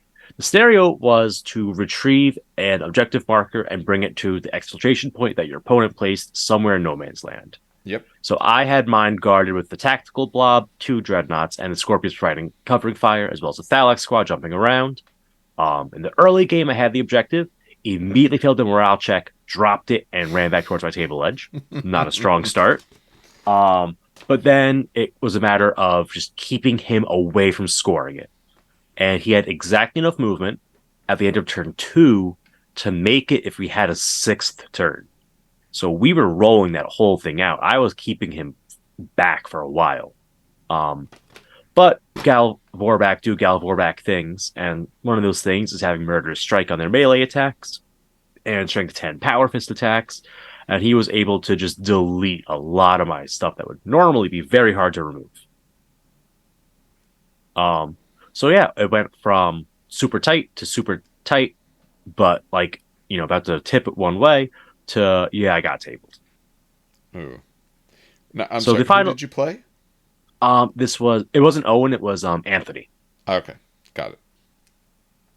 Yeah, really great game, really great opponent. He learned a couple things, I learned a couple things. We had a great time overall. It was, I think, like a 3-2 score until turn 6, when it went to like 6-0 or 5-0. It was that close. Oh wow, okay. So mission-wise, I don't know if you mentioned it, but for this mission also, or for this essentially event entirely, everyone brought an extra unit, up to 250 points, has to fit, doesn't have to be part of the army, doesn't have to fit in the force org, but does have to at least fit the ally rules, so you have to at least use the matrix. So if they don't want to be around them or anything like that, if there's any negatives, you get all that, and you have to actually be able to ally. But for this mission, if they were alive, they had to be the one to grab the objective. If they were destroyed, then another scoring unit, so a unit with line, could take it. Mm-hmm. But if they were alive, they had to be the ones to try and take it. But yeah, so I should probably mention that my added unit was a 20-man blob of Raven Guard tactical marines with chain bayonets. Kept it very simple. I didn't know you had Raven Guard stuff. I don't. I'd say, or did you not? And you do now. So I was going to borrow. So originally I was thinking maybe I'll do like Iron Hands Terminator or something, right? Something really cool. I'm like, I need mobility. Let's go Raven Guard, right? Yes. Well, actually, still going to do Iron Hands, but because I had the very robot heavy army, maybe my Salamanders joined with some Iron Hands, which is why they have all the tech. But whatever, right? Though my buddy Sean has Raven Guard, so I'm like, hey, any chance you have 20 guys with chain bayonets? He goes, as a matter of fact, I do. But he hit traffic on the way down. And then, we realized, oh, wait, we have the store demo army for Horus Heresy, which was Raven Guard and World Eaters. So I scooped up those 20 models and dumped them on the table. Like, just ignore the sergeants, ignore the upgrades. It's just 20 dudes with bayonets, and that's it. And they were actually surprisingly helpful. In my second game, I got to use their big Legion once per game reaction, and that got them to wither a pretty big attack from some Tyrant Sea Shermators. What is it? You just lose one dude, right? It's no, like that's word bearers. Oh, word bearer. You said to Raven Guard move initiative inches, and then if there's still a viable target, they gain a 4-up shroud save. Yeah.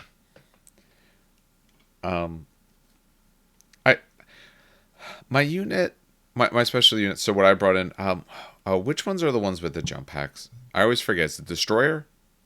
There's destroyers. There's assault marines. No, not normal. So the out of the leech choice is the destroyer. I always forget which one is which. Destroyers, unless Chuck and Leech is a specific one. No. Yeah, so it was just destroyer. So I brought a unit. I want to say It was either 12 or 13 destroyers, 2 power swords. I brought them out of Dark Angels because so restriction-wise on the special unit, it essentially had to be infantry. There were some other types of restrictions, but really what it meant is you had to be really infantry. I had no other allowed infantry because we restrict how many heavy weapons that people could bring in general. So I really had no choice. So I'm like, all right, I got these guys. I ran out of time to paint someone new. So I'm like, all right, I got some jump packs. You're going to be special guys now because you're more expensive. But they had rag grenades, so that actually worked pretty well. I never shot their bolt pistols because I don't think I ever remembered they actually have bolt pistols. They have 2 of them. Wait, they have 2 of them? Oh, that's hilarious. Yeah. Well, when you go to the elite, that's one of the biggest differences is 2 bolt pistols and rag grenades, and bitter duty. Yeah, that's and an extra. Neat. I think an extra attack base as well. So yeah, there are 2 attack base, 2 bolt pistols, and the chainsword and rag grenades. The unit could get melta bombs, which is pretty cool. I like destroyers a lot. Yes, they get very pricey. I mean, that unit again. I wanted to max my points, so I got the 250 with it. Are they normally 250 worth? Probably no. Did do pretty decent in this? Yeah, it worked well with what they had. It depends how you use them. If you have other close combat units that are either a strength 6 or a strength 8, they are super great as like a counter assault unit. So you have like a Terminator squad and you're fighting against Dan's Custodians, right? Your Terminator's getting wrecked because they're only strength 8. They're doing like a wound at a time.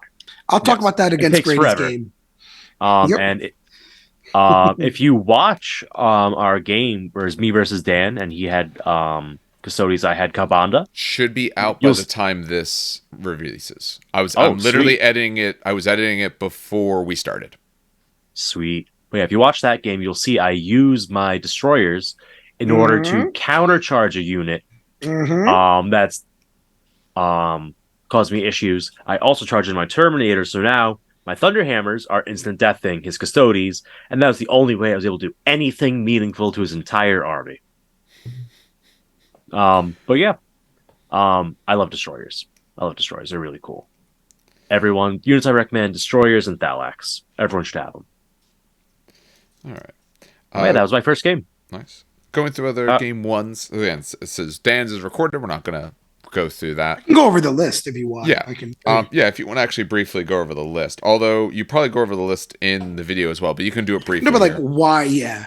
So my list was actually one of 6 that I wanted to take. Every event, the same thing happens. He does this all the time.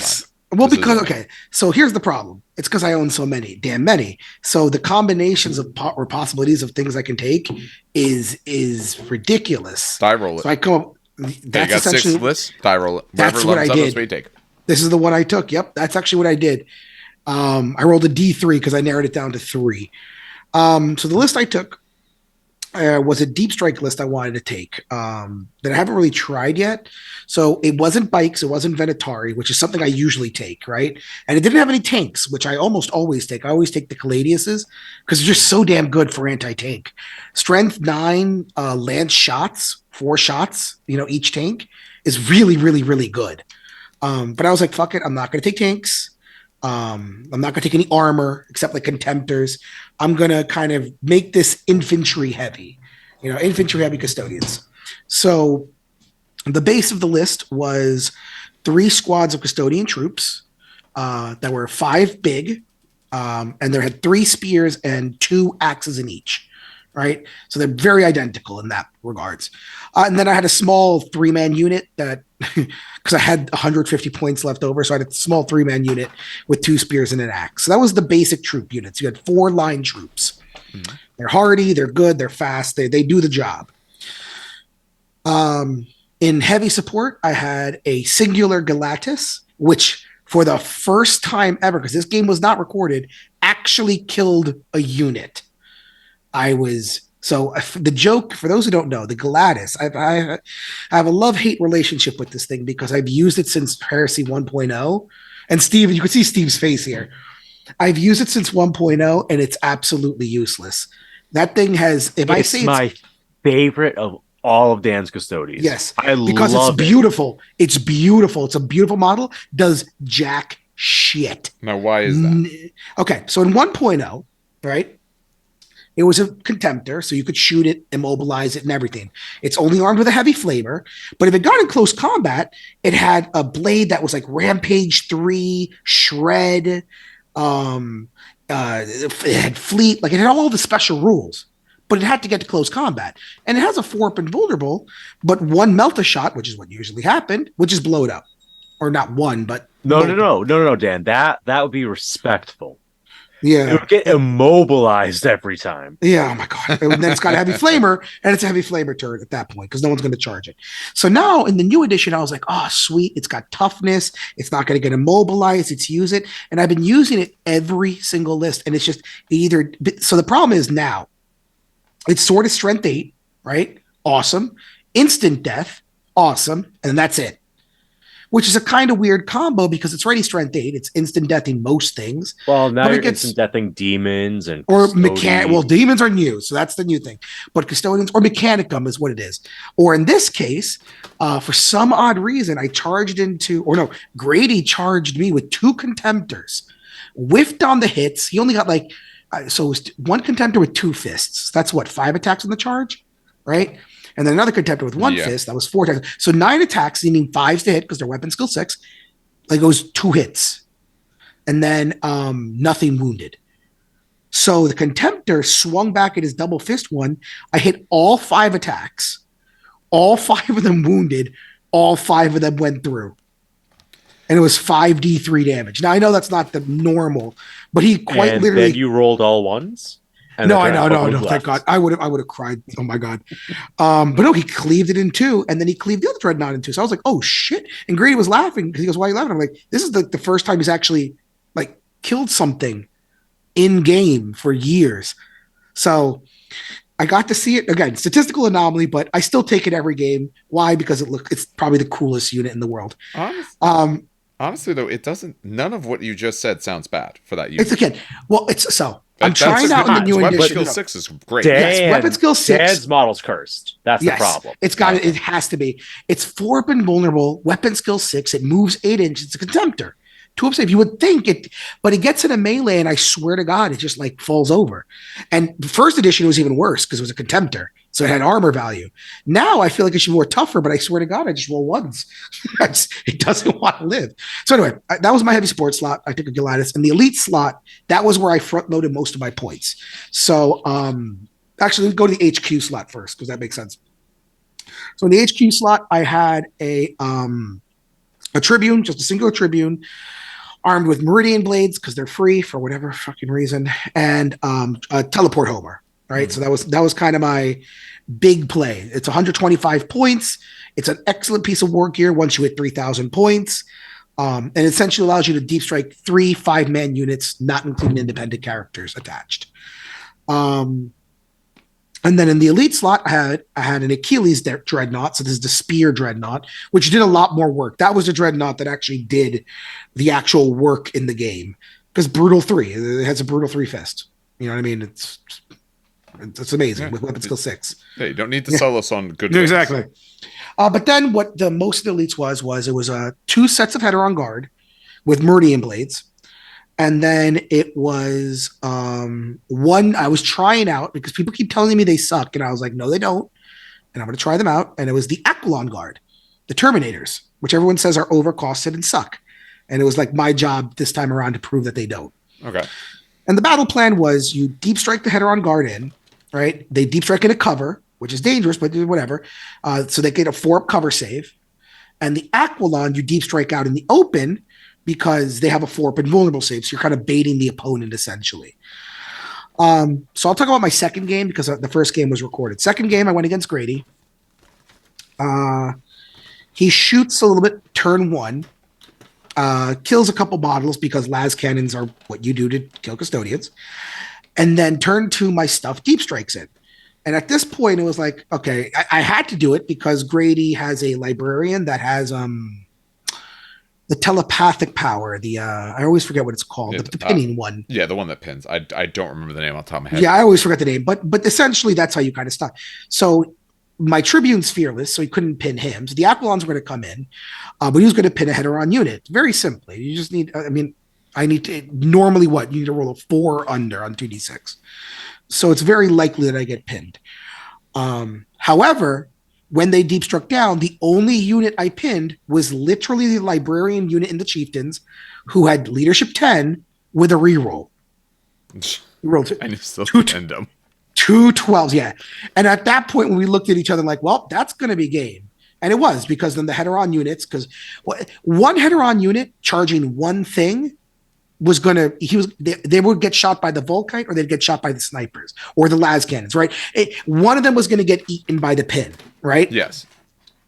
Well, let me rephrase that. Sorry. If one was pinned, one gets eaten by the Overwatch of 50 Volkite shots, right? Which actually did work, by the way. That's not too surprising, though, because you still have a 2-up save versus it. I've run into that. Volkite's great, but if you go against a 2-up save, if they roll decent, it's not going to hurt them. Yeah, but I rolled like 5 ones. It was gross. And that was the original Overwatch.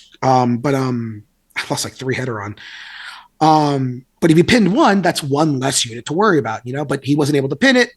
And at that point, it was just a mop up. And it was funny because it still swung either way. So custodians are not as durable as they were last edition, because he charged me with a unit of, and now I know Dave was just talking about them and I forgot their goddamn names. Destroyers. Drag grenades. Yep. Charged me with destroyers. And then he charged me with his other unit of chieftains, or Power Fist veterans. And they turns out the way. Well, it's because you're used to, in your models, you don't get doubled out, really. Yes. It's possible, but normally it doesn't usually happen like it would for a Space Marine as often. Yep. But when you have rag grenades, now it can happen. So now you're not getting the extra survivability that you naturally have by having a exactly. And it's funny because he's popping his chieftains with Power Fist and shields, or what, like, I don't know. That's actually even a veteran. Maybe Steve would know this. Veteran with like a shield and a fist, probably like 30 points, 40 points. Oh, you're talking the Chieftain Command Squad. No. The veterans, just the veteran unit. No, veterans don't get shield. It's a Chieftain Command Squad. Are you only allowed one Chieftain unit? Because you had 2. No, it's a normal HQ choice as well as a retinue choice. Got it. So that's how you can have one attach, and then you have another 2. Just because. Point is, every Power Fist swing that I lost, I was losing 100 points. So it was a trade up for him, essentially. Sounds like long-term planning of combining. No, it was good. No, it was good. Degrades like I said, toughness and has decent strength. Yeah. Had he not been pinned, I think the game actually would have fallen on his favor 100%, because I lose a Heteron unit.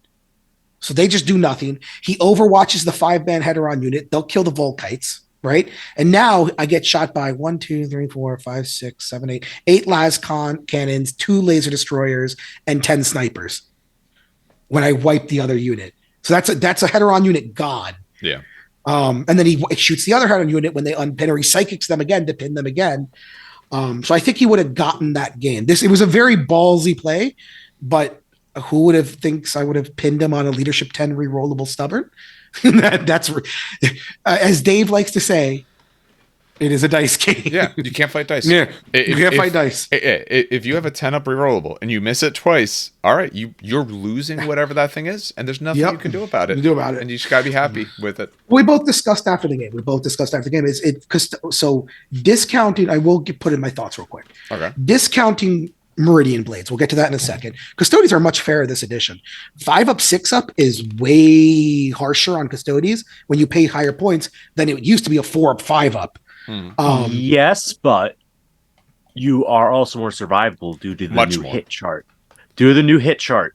But I have to reach harder to slap you back. Oh, absolutely. But I have to reach melee. So stuff like plasma, so much more dangerous. Las cannons, so much more dangerous.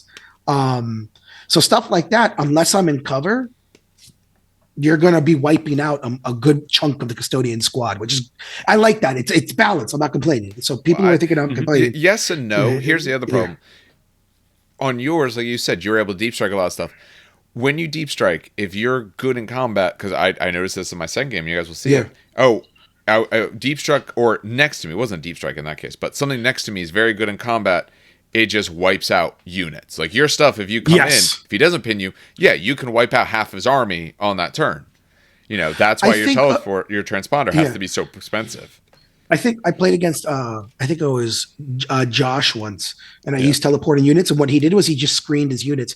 He had like a stupid 20-man tactical squad, literally couldn't reach anything juicy, and he countercharged me. And he won that game just from the countercharge. But that's something you have to keep in mind. You went at charging a army that likes to charge or be charged because they're close combat. If you go against a shooting army, say they can't screen well enough, or maybe they don't have enough units to screen with, it's going to be a short day. Oh yes, it is. But I think that's also a problem with Deep Strike in general, but that's a different topic. But me and Grady after the game talked about it, and we kind of just agreed Meridian Blades should not be free. Again, I don't know why they did it. I'm not going to complain because I've already complained it ad nauseum. So for the next event, we basically agreed, just swap Paragon Blade and Meridian Blade. There you go. Yep, that's literally what it is. So now, and in my opinion, it looks better anyway. Okay. Because I don't know if you ever saw the Paragon Blade ones I have. Maybe I can't tell the difference. They all look the same to me. No, but look, I 3D printed some really nice swords with writing on them. The writing's not going to show up, but that's basically the sword and the shield, dude. So it doesn't have that. Yeah, exactly. It doesn't have that stupid chunky sword with the gun on it. It's like an elegant sword for an elegant time. So yeah, I'll be I'm glad someone got the reference. But yeah, no, so I'll be running Paragon Blades. I'm actually, and like I said, I'm going to be trying the Solarite Talons, because the whole point of like Meridian Blades being free, it's like you don't take anything else because everything else is so expensive and that much more worse. Now that it's 25 points, I'm like, I'll take one, but that's it, because that's 25 points. That's a heavy, that's a heavy cost. Yeah. So yeah, it was a good game. I like the fact that we kind of were able to balance Meridians after the. Oh my God. Look at the flash on this. What? Wait. You can get flash on models. It happens. No, like I said, Dan, custodians are an old kit now, man. You got to get ready for that new. Oh, no, there we go. We're good. But they're like I thought it was 50% bigger. Let me see if I can get this on camera. I thought it was thicker than. Not at all. So let's see. I can't see shit, dude. Yeah, there we go. See that little piece right there? What am I supposed to be looking at now? I thought that was connecting the two eagle heads together. And I thought it was just a solid chunk of plastic in between. Turns out it wasn't. I got scared. I was like, oh God, I have to carve these. Sorry, I went off topic. But yeah, no, it was a fun. Grady and I had fun. He almost killed Marcus Aurelius too. It's a model. No, we haven't. No. I know you're go crazy about that, but at the end, it's just a model. No. We have stories to tell. Wait. You mean we're not supposed to get tabled every game we play? Not everyone. You mean our praetors aren't supposed to die every game in glorious melee combat? In reality, most of them usually do, unless your guy has a bunch of extra rules like Custodes have. Yes, most of them usually do die. Mine is no. He has died to Bolter butts. I'm never gonna let that one down. That's one of the main killers of praetors and stuff like that. You just if they're a close combat and I can shoot down the unit, that's how they're gonna die. Yep, you just bash them down. All right, so so that finishes Dan. I'll do the one game I have that wasn't recorded. For that, I went against Tyler, so he was the one who won Best Painted. I went against his Ultramarines. I actually have it, displayed up. We've seen it for a bit. A lot of exfils, a lot of 2-up saves. So my list, just going through it briefly, I had 2 20-man blocks of normal infantry. I had my Praetor, I had Armistos, I had my Dreadnought I talked about, my double pair of Scorpius, my 3 Saber tanks, 2 Volkite, 1 with the Strength 10, the Neutron or whatever it is, because they're the weapons I had, so I put that down. A Contemptor, I don't even remember what else. Was there something else? I'm sure there was something else. 10-man Last Cannon, 5-man Volkite squad. That should be the list. A couple upgrades here and there. Nothing too special, but pretty simple list overall. It goes... sorry, I forgot. 8 Grave Wardens. And then I had a command squad, a Death Shroud. They never actually did anything any game. They never actually... I think they got out of their vehicle once, which was fine. They didn't need to. 4 of them, they went with the Praetor, and they did have the command upgrade, which is what won me my first game. That covers everything. Okay. So he had, obligatory big squad of Fulmentaris. He had some jump guys. It was rough. 10 last cannons when you hit on 2s. We got no night fighting. I would have wanted night fighting. There was none. he took first turn, I would have loved that as well. Dice swings were really back and forth in this game. I would say for most of the game, I think he had some advantage to a large advantage, depending on the round. It took me forever to kill his double last cannon or double Gravis last cannon dreadnought. I had spots because you don't want to shoot that because it's firing back is so much damage. It lived at least a full turn and a half longer than it should have, but it also was firing at my Scorpiuses constantly, and all it ever did was like 3 hull points. It didn't even kill him. He had to have some jump pack guys come down and slaughter him. Fulmintaris are amazing. The fact that they can get brutal weapons, but again, on his dice on that, he tried his best to kill out my Leviathan. The Fulmintaris were there. Oh, the second turn, he got close enough. He's able to hit me with his brutal 2 shots. He got like 2 through. I had to take 2 saves. Failed 1, passed 1. So the dice were very swingy. I would say it was a little bit better towards him through most of the game. Near the end, though, it really helped me out. What it came down to is later, I didn't have much army left. I had taken out his Land Raider, a good amount of the Fulmintaris. I never touched his his Nemesis Bolter squad. They didn't really do anything to me, but I never touched them. He had 10 missile launchers in the back, never touched them. There's quite a few of his pieces that I never really got to or did much with. He still had a good amount of attack marines. What kind of worked well for me there was he wasn't able to get through my Proteus because the only weapons that could actually hurt it, I killed. Which means that my Praetor squad was safe. They have a banner, they are scoring. To take the objective in the middle, to go and try to score for that one objective, you either have to be your special recon unit, or if they die, a line unit. My recon unit came down, they got kind of manhandled. I had 1 guy left versus, I want to say it was 1 or 2 guys from his unit. I was able to run them off. They ended up running, so now I have the objective with 1 guy. He fires, 15 bolters, a couple missiles, few other things. Doesn't kill him. At one point, I had to make 5 up saves. I made all of them. That guy lives. Goes to my turn. That's good. He jumps back with a run 16 inches. My Land Raider is still alive. There's a piece of terrain close enough, so I go and stand next to it. Land Raider pulls up right next to the terrain to block line of sight for everyone but the Fulmintaris. He made a mistake here, actually. Where the game ended, maybe not, but I think this might have been a fundamental mistake.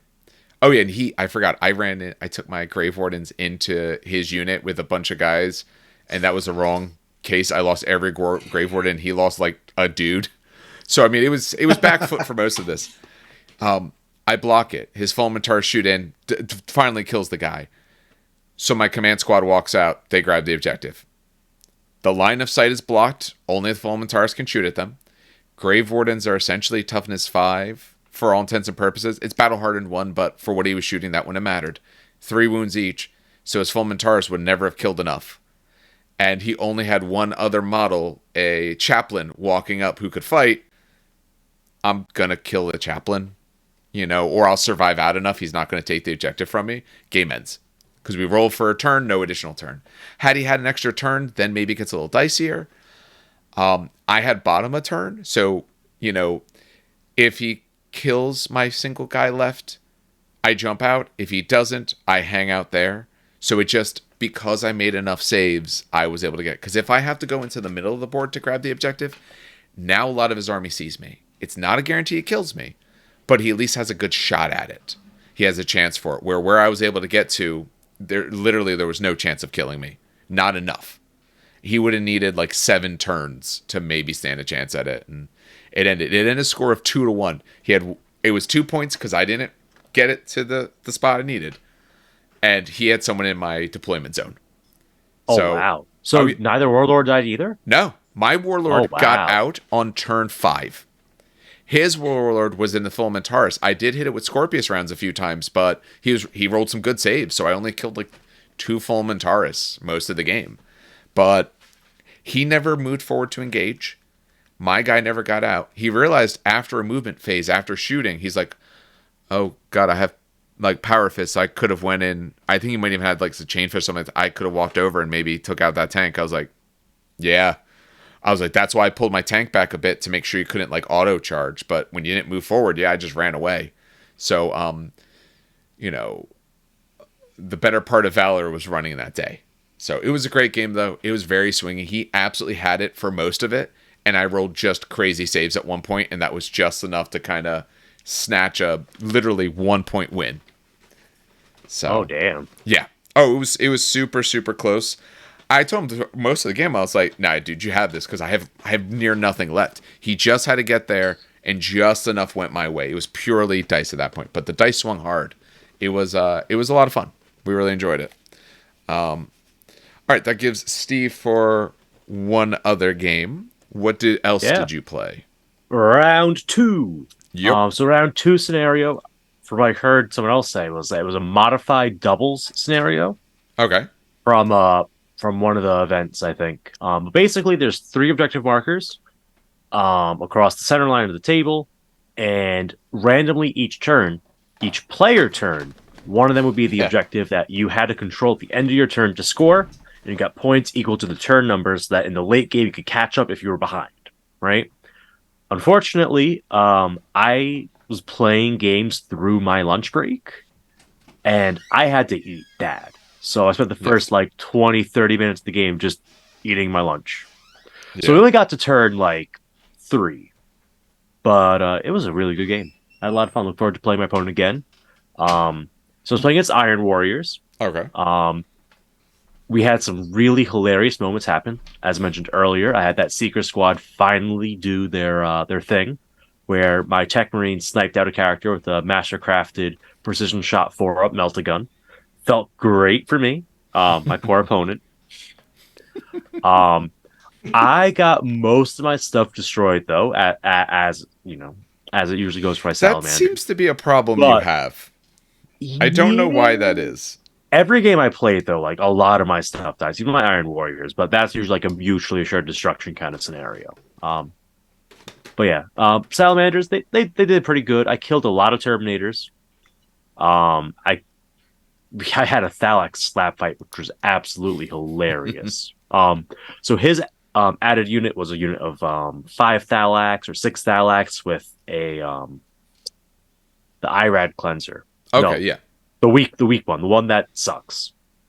As you'd imagine, it did nothing all game because it was squared off against my Breacher squad, who now has a 3-up rerollable or even a 2-up rerollable save against this thing. Yeah, not cutting through that. Yeah, nah, it did nothing. So on the one flank, I had my Breacher squad, I had a Thalax squad. I'm going for my right flank objective. In the middle, I infiltrated. Bam! 20 Raven Guard Tactical Marines on the middle objective. It's an objective, so I have a 6-up Shrouded if he's not close to me. I have a 6-up Feel No Pain in case he ignores Shrouded if he's outside of 8 inches of me. I have, I had that once per game reaction I could do to get a 4-up Shrouded. You were stacked up to do well. So how did it all fall apart? It didn't. Oh, okay. The way you were prefacing it, I was waiting for that hammer to drop and be and here's how I lost terribly. I mean, I did lose, but it was not terribly. It was extremely close. The problem is my left flank, I was playing very cat and mouse. Okay. My Seeker squad hid for the first 2 turns, did not fire a single shot. This was to keep them on the table, because that was also where his Tyrant Siege Terminators and big old Las Cannon squad were. So I said, I'm going to hide over here. I actually did a lot of hiding on my left flank. Right flank, I just got right into it. Had a slap fight between the Thalax that went nowhere because I failed a 5-inch charge with my Breacher squad, which meant they didn't reach the objective, which meant I sent my Thalax in just to tie things up on the objective. Maybe I sweep his squad. Didn't think I would. We both did 0 wounds to each other. His Terminators came around, picked up that squad. His army shoots my Breacher squad, picks up that squad. Oh, he had a Destroyer squad on that flank. It was great. They had twin Volkites each. I shot them. They did their once per game big reaction. which means each model goes from shooting 4 shots a guy, because 2 Volkites, to Yeah. 8 shots a guy. Yeah, that'll actually do some work then. That I'm really put liking some hurt down. destroyers. That put a lot of hurt down. So that was really cool to watch. And that killed like 4 Thalax. Because I had a 4-up. He was wounding me on 4s. I had a 4-up save, the 6-up Feel No Pain. And the Feel No Pain triggers after the flag rate does. So he was able to get a lot of extra wounds on me. Because it's off the failed really armor save, not a wound suffered, if I remember correctly. So, yeah, he got a lot of hits on me there, which is really cool to watch happen. And then, what's it called? That left flank, he had a big old squad of Terminators walk up. He's like, "What's up? I'm here to fight." And I'm like, "That's cool. Here's a Melt-A-Gun. Snipe out the champion. Get wrecked in response." Hey, you did what you needed to then. You took out someone important first. Exactly. Oh my god, I forgot to mention, I had a squad of Vorax in this list. They never did anything, but I had them. They're really cool. They just didn't do anything in either game. I think that's the problem sometimes with Vorax. Like, I really like them. I think they're really neat, but I think there's so many times when someone talks about them and they're like, "Oh, they didn't do anything." Listen, if I had 6, I could have done a lot of damage from dying and exploding in close combat. I think they're one of the few units in Mechanicum that really miss the AP2 or the AP3. Oh, yes, they do. Yes. The Castellax I could see being removed. That's fine. But I feel like they should have at least kept the AP2, AP3 because there's still only weapons go 3. Or no, weapons go 4. So that gives them an outflanking Terminator killer, outflanking dangerous unit. They should have kept. Yeah, they're AP2, AP3 in my opinion. Yeah, or been easier to breach than whatever. Where is it, a 5 right now? Maybe it's a 4. Whatever it is, like there's not quite there for damage output in melee. It's breach 5. But you're talking about the power scythe. Yeah. Okay. Yeah, if it was breach 4, it might be a little bit better. But anyway, yeah. So it was really close. Lots of back and forth. Unfortunately, I could not roll saves very well against his Thalax. So I probably lost like between 2 rounds of shooting, like 8 or 9 of my breachers to the spray fire of the Thalax. The 3 shots with Shred instead of the 1 shot with Rending. So that flank got crushed utterly. And it's just a matter of like, which objectives get rolled. And if we played on, we both would have scored each turn 1, we each got nothing. Okay. Turn 2, we each got 2. Turn 3, we each got 3. Turn 4, we would have each gotten 4. So you guys ended in 3, but then you kind of talked your way through what the rest of it looked like. Yeah, okay. What would this have been? Turn 4, each would have gotten 4. But that's only because I rolled really lucky on which objectives I would have gotten in turn 4. Turn 5 was too remote to really know what would have happened because there's Siege Terminators. That could really turn the tide if they come into play. Yes. But that also depends a lot on what objective is being rolled and all that. So it was very in the balance. Ultimately, I did lose because he had Slay the Warlord and he had attrition. Because he had a lot of units alive. I had a lot of units not alive. So, I forgot that one had attrition attached. I don't think it changed my game. But yeah, that one I will say, it was a fun mission, but it was very luck dependent. If you happened to roll the wrong spot, like say, because the 3 spots were 18 inches apart, so that means the far 2 are 36 inches. If you have, say, you lose your scoring unit on the far left side, if your objective shows up to the left side, you're not getting it then. So if you get middle, you depending on your army, you might not be able to cover all 3. If you can cover 2 out of 3, okay. But if you always roll the other one, you're not going to be able to score. Yeah, and a couple people they're like, at least my opponent to get maximum points, because if you got rolled in the first turn or 2, yes, that was game. However, I do like a lot of the things put forward in the scenario. Like, I like the fact that you need a lot of line units spread out in order to be involved. Yes. I love the fact it's progressive. Yes. And the idea that it rewards you for having more line, And if that is the general trend for these, then I like that. Because sometimes it's like the one mission won't care at all, and then line is almost a liability. Then you have a mission like this where line is, it's line. You got line, you're doing well. So I do like that variety. I think my hope is when that 30K book comes out that they're doing that, the missions care a lot more about line, so it makes you want to take them and feel good about that choice. Yeah, the Siege of Cathonia. Yeah, I'm looking forward to that. Yeah, they showed the one mission. I wanted to. The plan was to record a battle report with that mission, but the guy I was going to play against had got an injury that day, so I'm hoping soon to be able to do that. If not there, maybe we'll do it or wherever it may be. But the hoping is to do that one just to see how it plays. I'm also really interested for that Battle of Cathonia. The one that they showed is four turns. The Alma that's a weird was one. 4 turns. They were both like 4 turns. So is this like something new that they're doing where they're just shortening turns? Compressing. And that's, you know what? I'm interested in that, because if Deep Strike is, because people always complain about how powerful Deep Strike is, right? Oh, it's super powerful. Yeah, and then you have the other people on the other side going, "Oh, Deep Strike's not powerful enough because it get blown off the table with augury scanners." And there's no like middle ground, which is hilarious. There's either people love Deep Strike or hate it, or love augury scanners. It depends on the meta. Exactly. It depends on the meta. I had people in Europe. I was talking with someone literally in the UK. This is just a side fact on the Discord. And he goes, "We literally cannot Deep Strike over here because everyone takes an augury scanner immediately. And it's not capped." I know SN Battle Reports did like a whole thing on how they modded the game, and they actually limited like augury scanner shots to like only 3 per augury, like 3 that you can do. And it's literally because everyone just paid for augury scanners and would just shoot everything off the table. So it's just really funny that it doesn't translate across the pond. Anyway, sorry, side note. I like fair. A lot of it's terrain. Yeah. True. And if you cause fear, it's a lot more reliable because there's that pinning check first. But and it also makes a difference depending on the army. Like, yes, if you're running Blood Angels where everything deep strikes, essentially whole army deep strikes, you kind of have a choice otherwise. But, you know, it pays then if you're going to bring a deep striking force of some size. I'm not talking about one unit, you're bringing some size. Then what you start on the board should hopefully be able to shoot down some of the stuff that's going to be hitting you. You want to try and plan it. Yeah, do that. Pin it. Do something to it. You want what your army on the board is to be able to handle and try to clear the way for your assaulters, which is what an actual force does.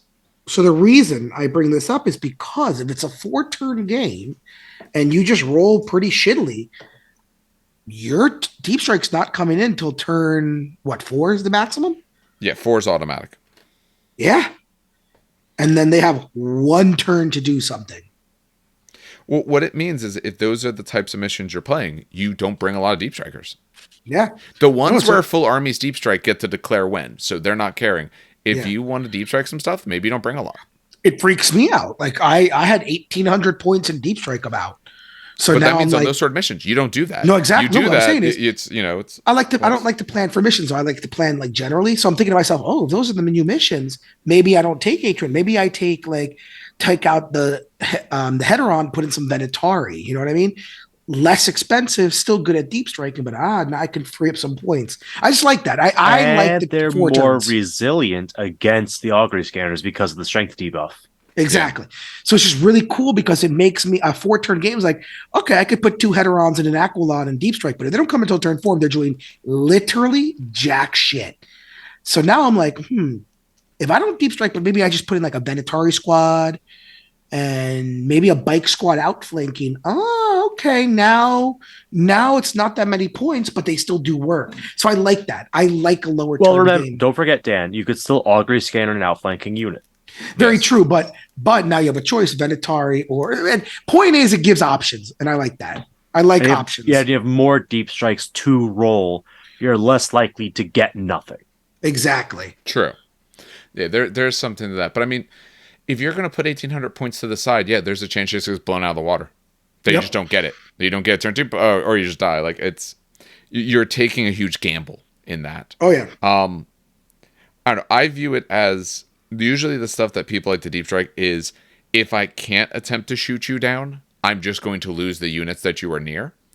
because you're not going to go against my strong, units that fight back. You're going against everything that shoots and remove my whole fire base. So I don't have much of a problem with it.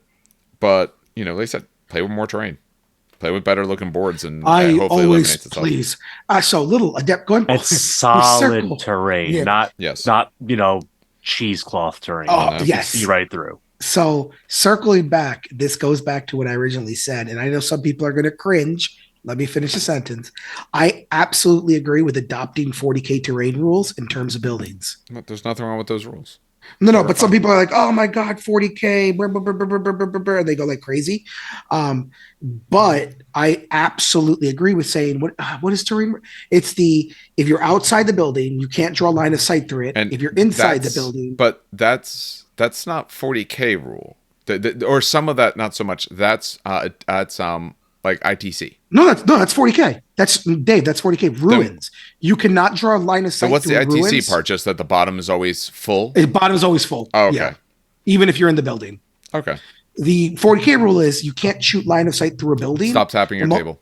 Oh, sorry. Okay. You can't draw a line of sight through a building, but if you step inside the building, now it's true line of sight. ITC is the first floor is always solid, essentially. Yes. You can't see through it. But I do not mind ever adding that rule in. The real problem is no one has internal walls in their buildings. Yes. Yeah. And they have a single corner of a building and not the full structure. So that sounds like they need ITC rules where the bottom is just assumed solid at all points. Yep. The first level is a solid block you can't see through. Or do the 40K one. Or use like substantial hills. Yeah. Like at minimum 2 inches high, but not that wide. Like a 2-inch high, but like a roughly square foot area is pretty good cover. Yeah, you have to watch for playing on Planet Bowling Ball. I'm not saying that, and different metas do very different things. I remember for Infinity, depending on where you go, we use a lot more terrain. Yeah. I don't know if it's true now, but I know in the past, Americans used so much more terrain than the Europeans. So it was a very different game. What was good there was entirely different than here, because we would choke out every line of fire that you had. Yeah. Did you see so this actually brings me to something I wonder. Did you see the Adepticon terrain that they set up for 40K? No, honestly, I didn't watch any of the 40K stuff at Adepticon. I was painting or at the event. It was not good. So GW puts Hold on. Question. Yeah. Which game was this? Was this for the team event? What were you watching it on? The Twitch stream? Placed terrain. Oh crap! Actually, then I don't know. Damn I know the team tournament because I saw this in the Twitch stream. So I was like, it was terrible. Who placed this? And they're like, the team tournament uses player placed terrain. Yeah. No, I think it was a normal 40K tournament. Where were you watching? Let me find the picture. I think it was Twitch. That was team. Twitch did the team stuff. All right, then never mind. Yep, player placed, yeah. The rest could be terrible too, but I know the team tournament was player placed terrain. Only because I forgot to leave the Twitch stream from the reveals Wednesday night, and I went to my computer like 2 days later, like, what's going on? Oh, and then just that message happened to come up as I was walking by. This was not the team tournament. I have the picture here. Oh, okay. Oh, this is. Hold on. Throw it into the Discord. I'm saving multiple. Hold on, I'm saving actually multiple pictures. That way you can see what I mean. So when you say Planet Bowl, this is how I don't want to play my Heresy event. Oh, okay, here we are. Save. Okay. Those ones you talked about. Yeah, here. Add picture. Boop. That's what I'm doing right now. There we go. It's queued or it's processing. Okay. There we are. Look at those. No, that first one's definitely not set up. No, that's not set up. No, but even if it's not set up, how much? That's not enough. Table 26 is set up, by the way. So if you want to flip the table 26, that's set up. That looks like player placed to me. There's no way it isn't. 26. Look at. Yeah, no, this is the team. This is the team tournament. Yeah. Look at table 27 behind it. This is the terrains pushed to the sides. Yeah, so the players go set up their own terrain. Yeah. Yeah. It's not set yet. Okay. I don't think that's a ton of terrain, but you also have to consider 40K with Bane Blades. I mean, don't use the Bane Blades. The Bane Blades and Knights. You do need some movement avenues too. I think table 82 is probably the best representation of a table actually set up. Yeah, I agree. 26 is definitely not set up. Yeah, 82 is set up. You can see they have some stuff in the middle, but they gave themselves spots to hide behind is what the players wanted. So that's why it kind of looks the way it does. Yeah. Yeah, no. Most 40K events do player placed. Most of the do ones they I watch really do that now. Yeah, most of it's Oh player wow, placed. I didn't know that. At least for what I would say is like any of the ones I watch on War Games Live, most of those, which are bigger events, are the ones he goes to. They're almost always player placed for that. It might be very standard looking terrain, but it's almost always player placed now. I mean, it adds a very good thing into the game where now you actually have additional tactical decisions. Yeah. And there's also the way of you don't necessarily get screwed over because of terrain placement depending on your style of army. If your army needs to hide, then hey, you're going to have to take one of those terrain pieces and go use it to hide.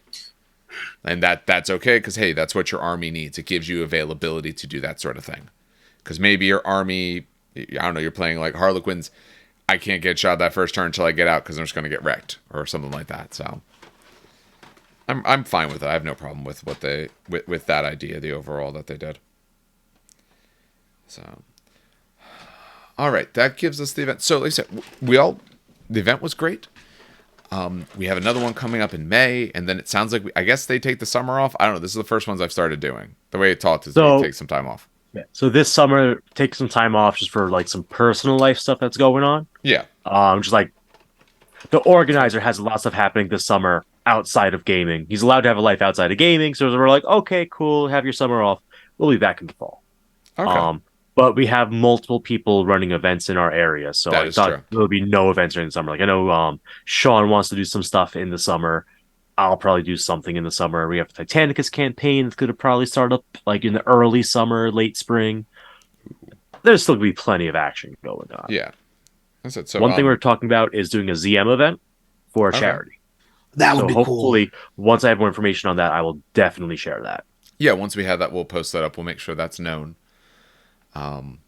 Good. No, I would like to do more events. Like I said, it always depends on my schedule, but schedule so far hasn't been too bad. All right, so that gives us a bit of hobby, gives us a bit of what we saw at Adepticon, talks a little bit about what we did now. So I think that's going to close us out for the night. As always, we do want to thank everyone who does listen to this. Remember, we put this out on any podcatcher. You can find us anywhere like that. We also put this out on YouTube. We did display some stuff here, and we put ourselves on camera because I told them it would be a better way to do that. It looks nice. I like it. Yeah, I like it. It actually is nice. Yeah, this is what the people usually do. What we just have to see is how the audio comes out in case I have to do Zencaster audio with this and kind of like patch it in, but we'll see. It should be fine. Didn't seem to be too many issues, and it might be less editing for me. I got to edit video piece a little bit more, but that's not too bad.